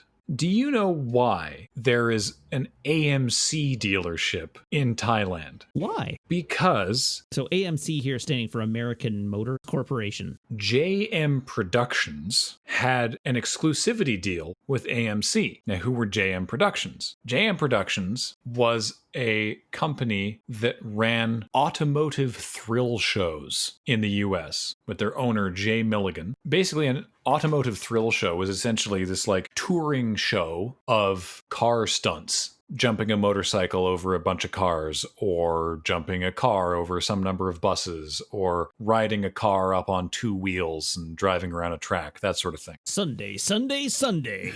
Exactly that kind of thing. And through extensive computer modeling I looked this up, it literally was programmed in Fortran, on supercomputers. Wow. Yeah. With software that was used by the Cornell Aeronautical Laboratory in Buffalo. This software that was used for recreating the situations of single vehicle automotive accidents. They did this computer modeling that suggested that you could corkscrew jump a car off of one ramp and landing on another ramp. JM Productions took this stunt and started incorporating it into their auto thrill show. And in fact, it was done first at the Houston Astrodome. The first time it was done in front of an audience was at the Astrodome. Saltzman and Broccoli got wind of this. And in the same way that I mentioned last episode, they got the guy that invented hang gliding to come and do hang gliding. They were like, hey, we want you to come and do that stunt on a James Bond film. And in fact, signed them to an exclusivity agreement because they weren't sure how they were going to fit it in. They didn't know when the movie would be made. This had been signed even before they started working on this movie. And they were like, we just don't want any other movie to get to use this before we do.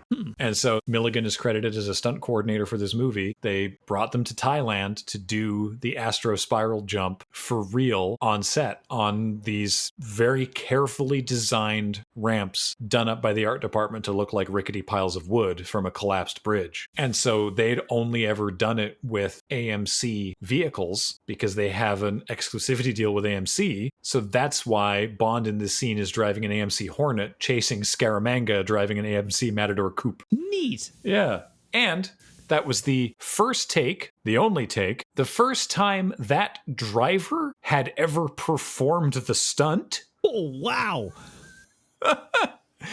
And it looks so clean. It looks fake, which is the reason, and I hate this, it's the reason that Guy Hamilton was like, this looks so unrealistic, nobody will take it seriously, so we should lean into that, and why there's this effing slide whistle. It's so bad. It's so bad. It undermines the entire stunt. It really, really does. It's such an amazing stunt. It was unlike anything that had been done, certainly in a movie before. And it was It's still an amazing stunt, but it really does kind of undercut it in the context of the movie. I do appreciate there's a set of jokes at the end of the stunt that I do kind of like, though, as we cut back into the car. And Sheriff Pepper, being the cartoon character that he is, has like rolled into the back seat as the car has been doing this. And he's like, "Wowee! I ain't never done anything like that before." And Bond's like, "Neither have I." I like that too, yeah. By the way, the car that they jumped had the steering wheel and everything center balanced. So the steering wheel is in the middle, and there's two dummies of Bond and Sheriff Pepper in the car. And the driver is like lying down on his stomach, steering and controlling the brake and acceleration, still with his feet like behind him. Because the thing is, according to the computer and everything that they've done before, like this stunt has been performed before, which is the first time for that driver. If you just drive straight at the right speed, everything should work. Right. But you know, they had divers with winch cables already underwater, because they're like, if something goes wrong and that car goes underwater, we can't then send people under, like we will not have enough time to send people down to retreat. We have to be ready down there already in case. You know, they had every possible safety measure in place, and everybody was watching. Like Roger Moore was there, Christopher Lee was there, like all cast and crew were watching this stunt. Apparently afterwards, Roger Moore went up to the driver and was like, "Thank you for making me look good."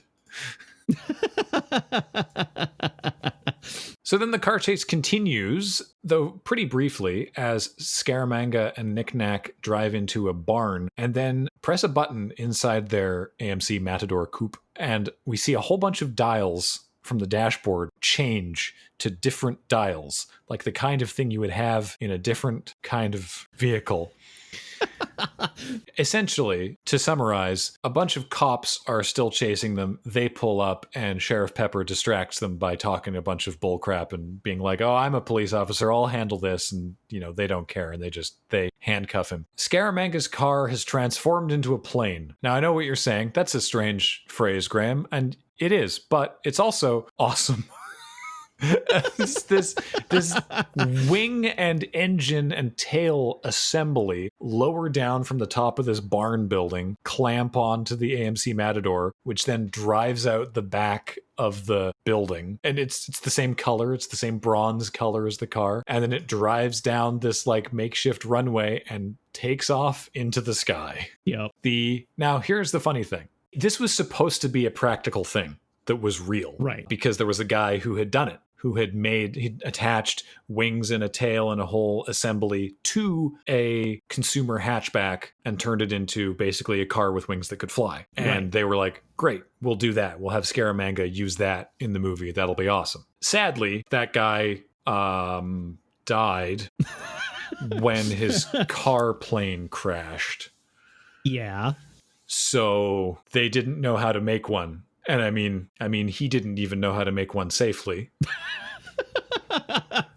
As is in evidence. Yeah. So what they ended up doing is they got the visual effects guy to make one car with wing assembly at full size that could drive around on land, and then a smaller miniature that was a remote control model that actually flew. Yes. And it is really obvious that it's a remote control model in the shot. I adore this. It's very, like, I am a huge fan of, like, miniatures in movies, even when they're not totally convincing. I often think an Uncanny Valley miniature is better than, well, certainly better than a lot of sort of, like, the middle era CG attempts to replace the need for miniatures. Mm-hmm. I love this model, but it is, if you look at it for even a few seconds and see how it's moving, it will not convince you that it is real at all. Yeah. But I love it dearly. It's such a great little thing. There's an amazing scene transition here because we go to the radio sitting in Bond's car, and Goodnight is radioing in, going, "It feels like we've stopped. I'm going to take a look outside." I don't know why you wouldn't feel that you're in flight, but it apparently, you know, sure, whatever. Anyway, so cut to her jimmying open the trunk from the inside, and she pokes her head out, and of course it's just sky, and she's like, "Ah!" and dives back inside, slams the trunk shut, and then we just hard cut to M looking aghast. My favorite line in that little sequence after cutting back to M is Q being like, "Oh yes, it's quite feasible. We're developing a car plane of our own." And he just goes, Q, shut up. Like it's a very Picard and Data moment if you're looking for a, it's like, oh yes, well you see, it's a very simple matter of just shut up, Q. Bond's double-breasted suits are contagious because now Lieutenant Hip is wearing one. And so is Bond. Oh, yeah. And so this time it's a navy blue suit with silver buttons on the front, which is actually, that renders it distinct from the navy blue double-breasted suit he was wearing earlier in the film, which I believe was a navy blue double-breasted jacket with brass buttons down the front. Moving on.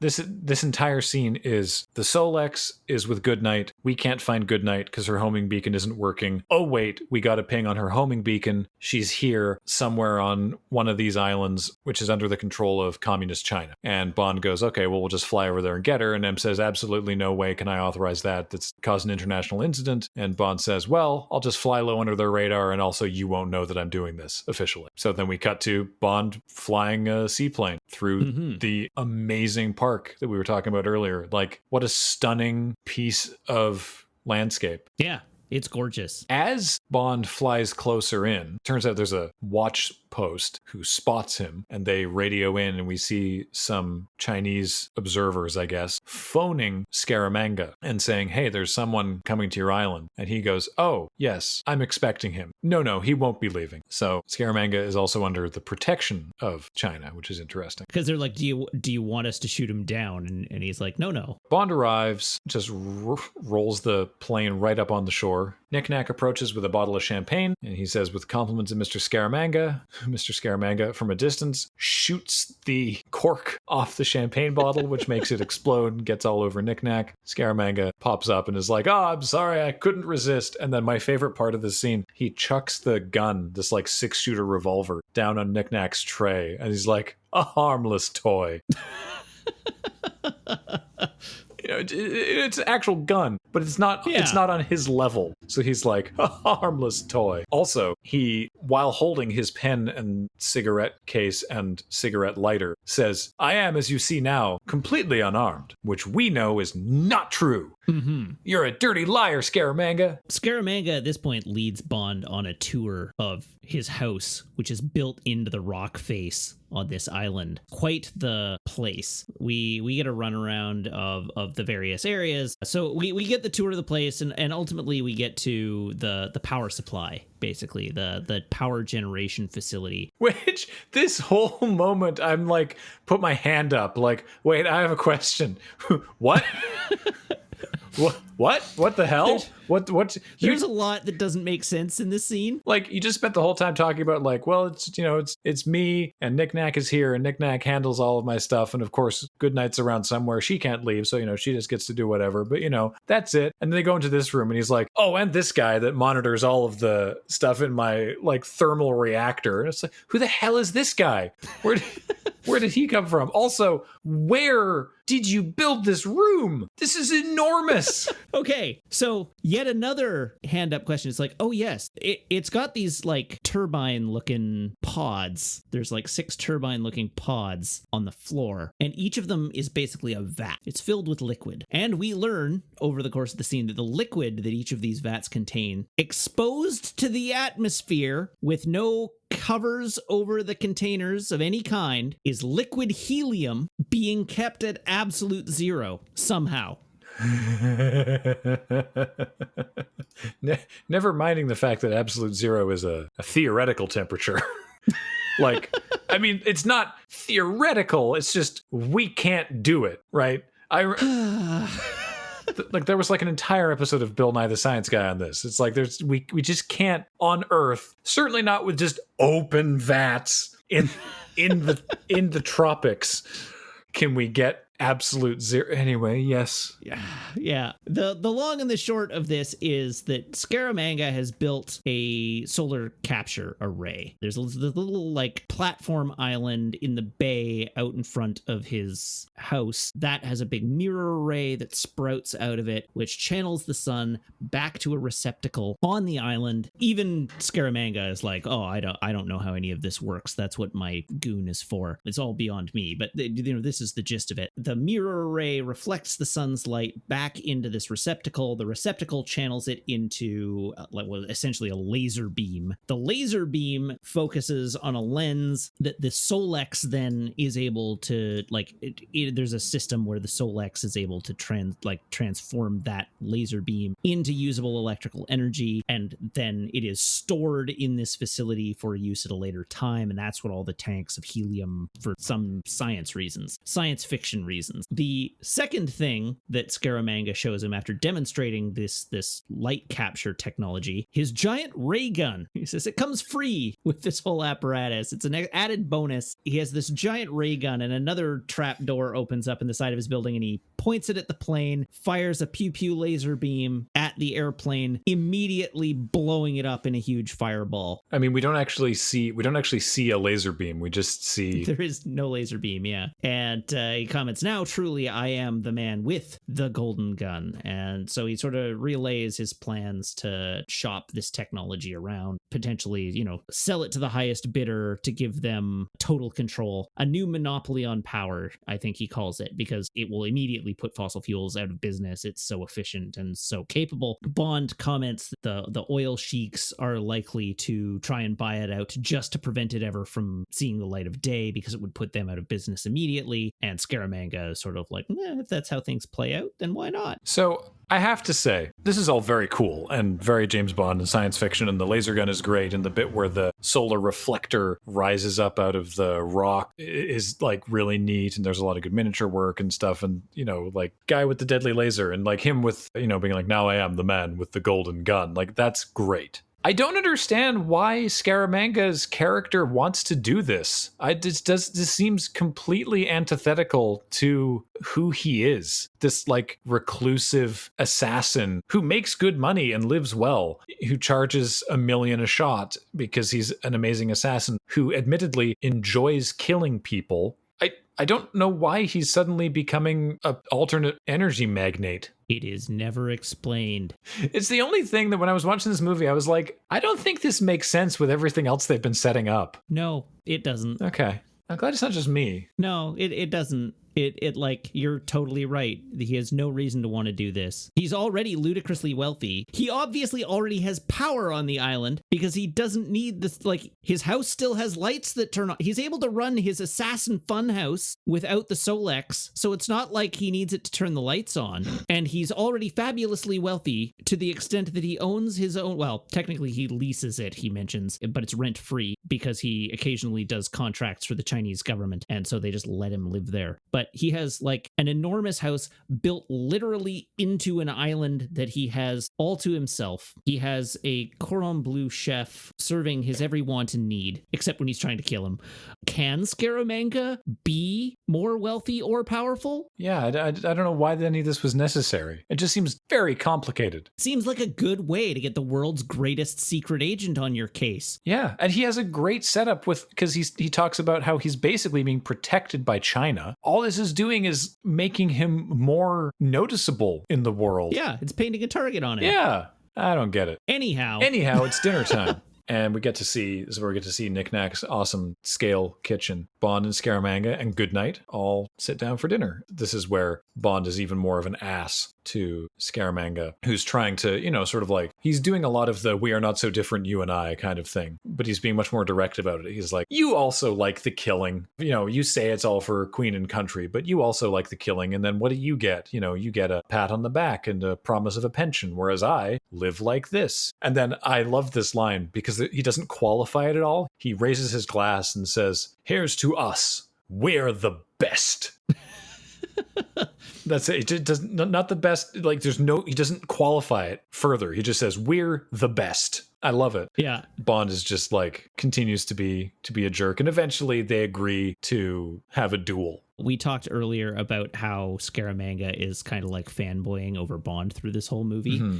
They crack open the bottle of wine and Bond has a sip. And he does the typical James Bond, like identifying the wine and commenting on how good it is. And Scaramanga's like, oh, I'll have to add a bottle to my cellar. And like pulls out the pen and a notepad and like scribbles down what the wine was. Mm-hmm. He's adorable in this scene as he's like, oh, wow, what a great wine. I'm going to add that to my cellar. Bond's referring to a different wine. I think he's like, it reminds me of this. But yeah, he is, I agree. He's like, ooh, neat. James Bond recommended a wine. I'm going to write it down. Yeah. And then, which is why it makes Bond seem like so much more of an ass, because when they eventually get talking about a duel, he's like, we'll do it at 10 paces like gentlemen. And Bond is like, oh, I don't know if you really qualify in that regard, but sure. But not until after this wonderful meal that Nick Nack has prepared for us. So. Yeah.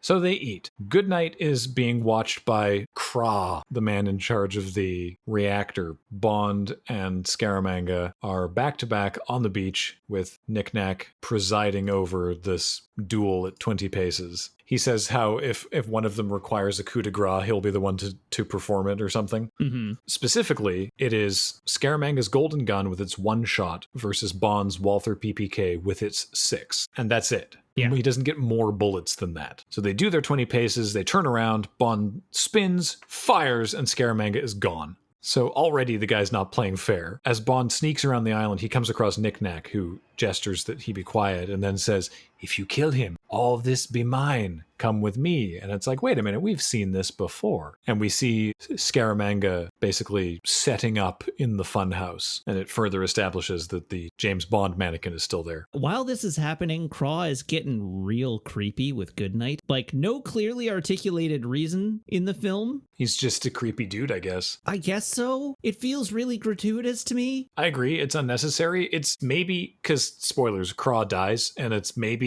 makes it so that the audience feels it's more deserved than just he's a guy doing his job.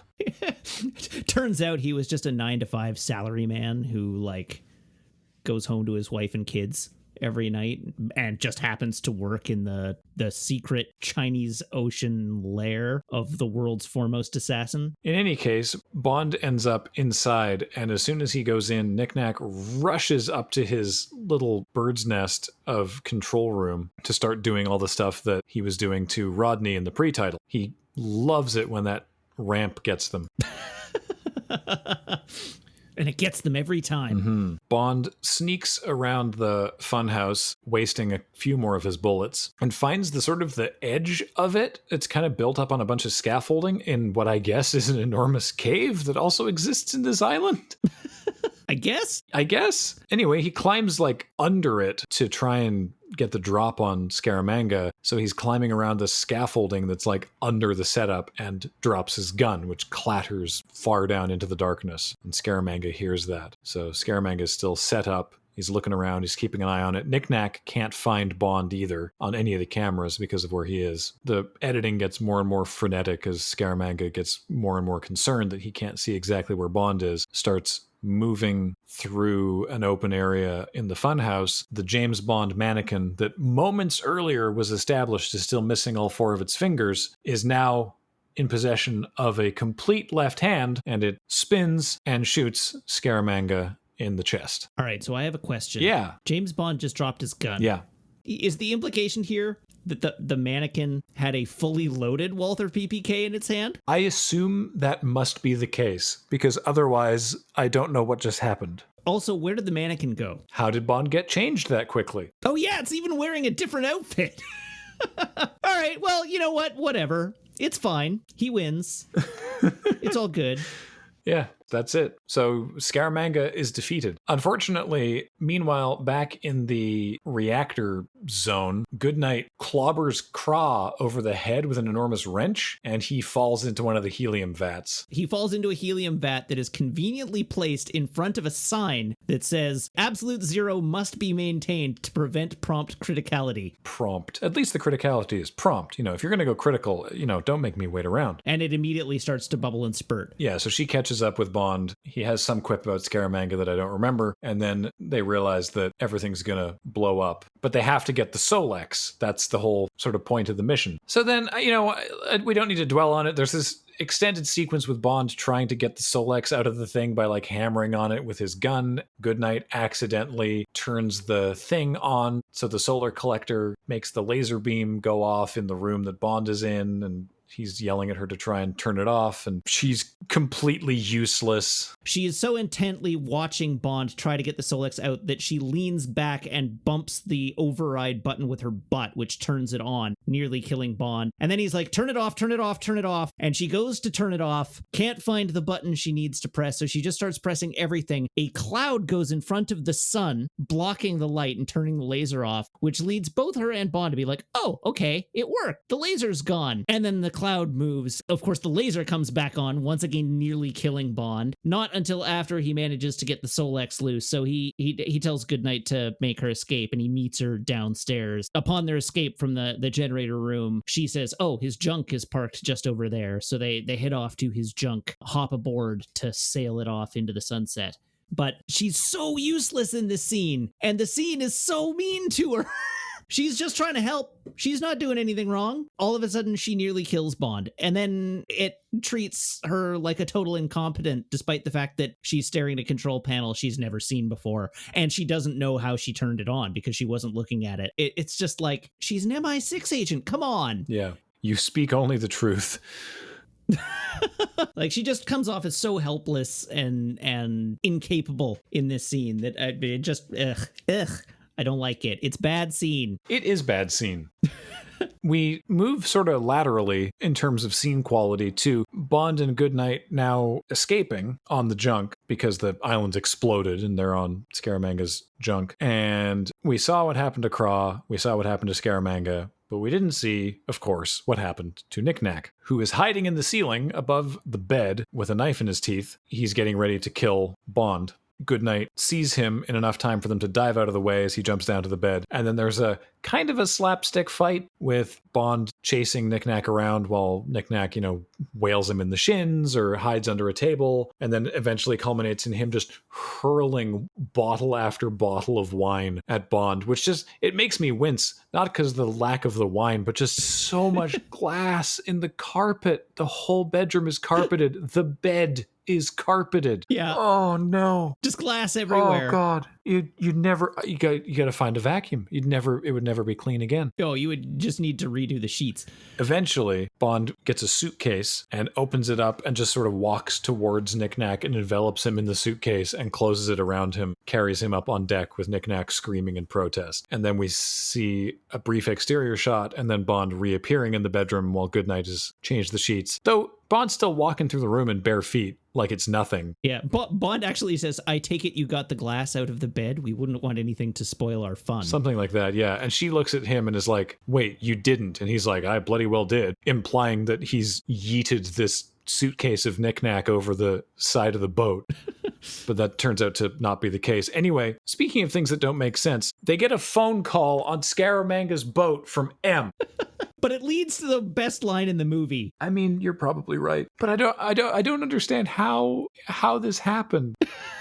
M calls, Bond says he's successful, M says he wants to talk to Goodnight, and Bond is like, okay, I'll just, one moment, and leaves M waiting. There's an entertaining shot of M just waiting at his desk, just this wide shot of him sitting at his desk, waiting on the phone while Bond and Goodnight make out. They're making out, they're clearly about to do the deed. M is like waiting on the line. He hears M protesting. It's like, James, are you there? Get Goodnight. And he just picks up the phone and says into it, she's just coming, sir. And then puts the phone back down and goes back to making out with Goodnight. It's been like 7 seconds of nothing but makeouts, Bond. That's awfully confident of you.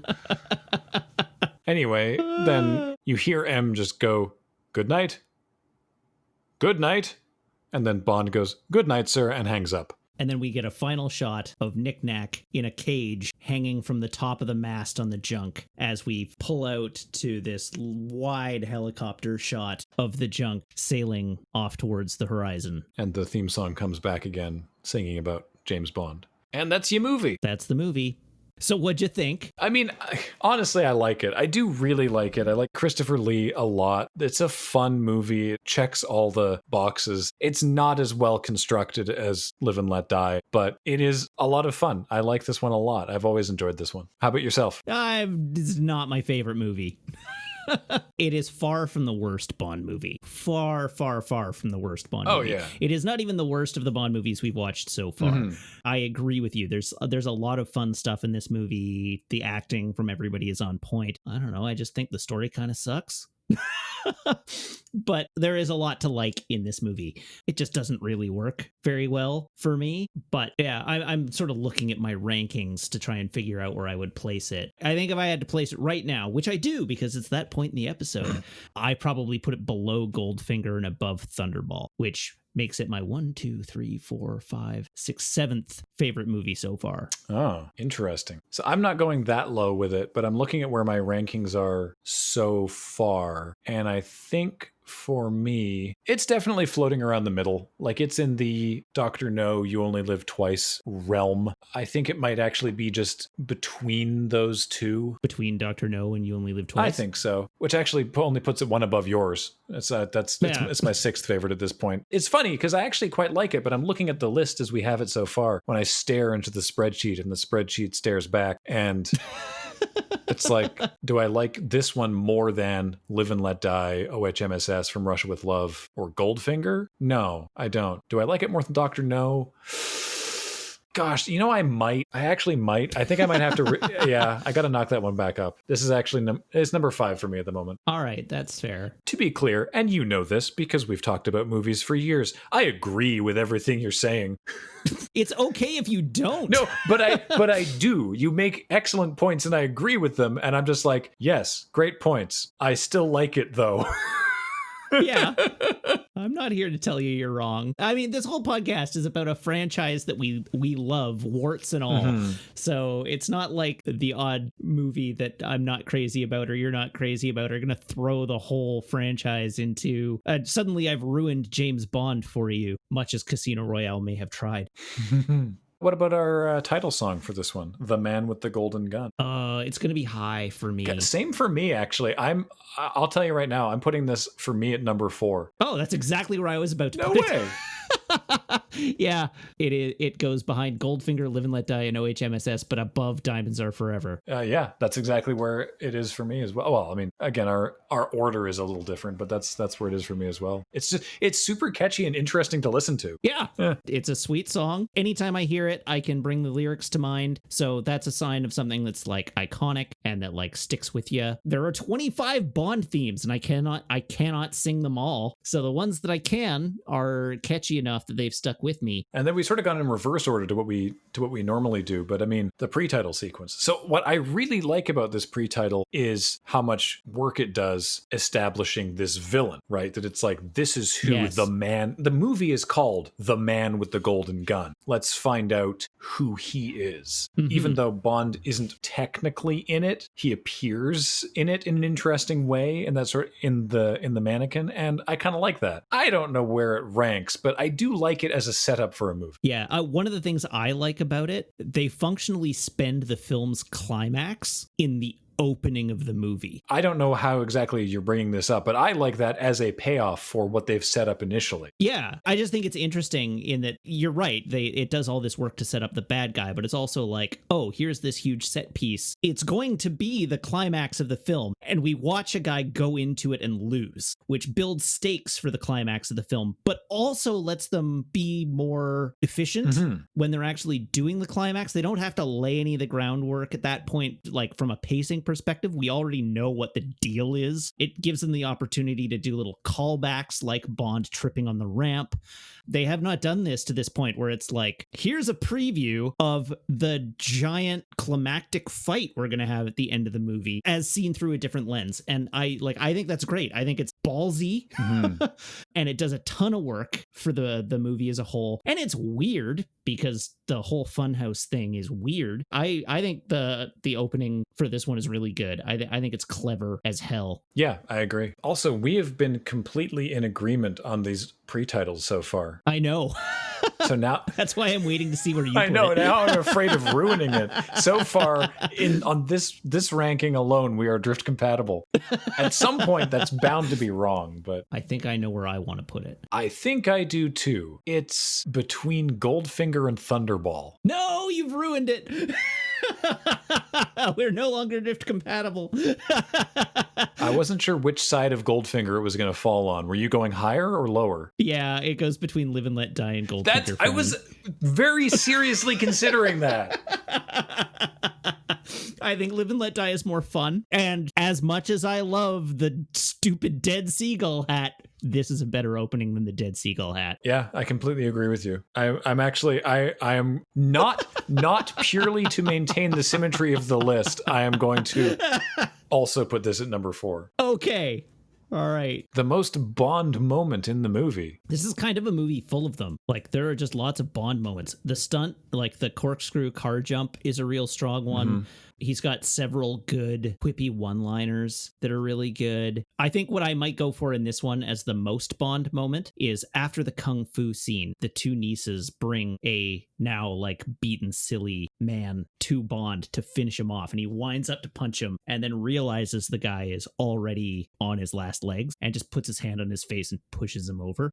That is really good. Which is just like, that is a James Bond character moment to a T. I think it might be when he, just because it's very like something that only happens in these movies, is opens the closet and lets Goodnight back out. He's already wearing a bathrobe and he's already smoking a cigar. I want to change my answer.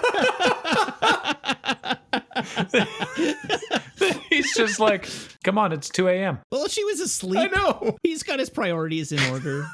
She's not going to know the difference. It's only, 2.5 minutes?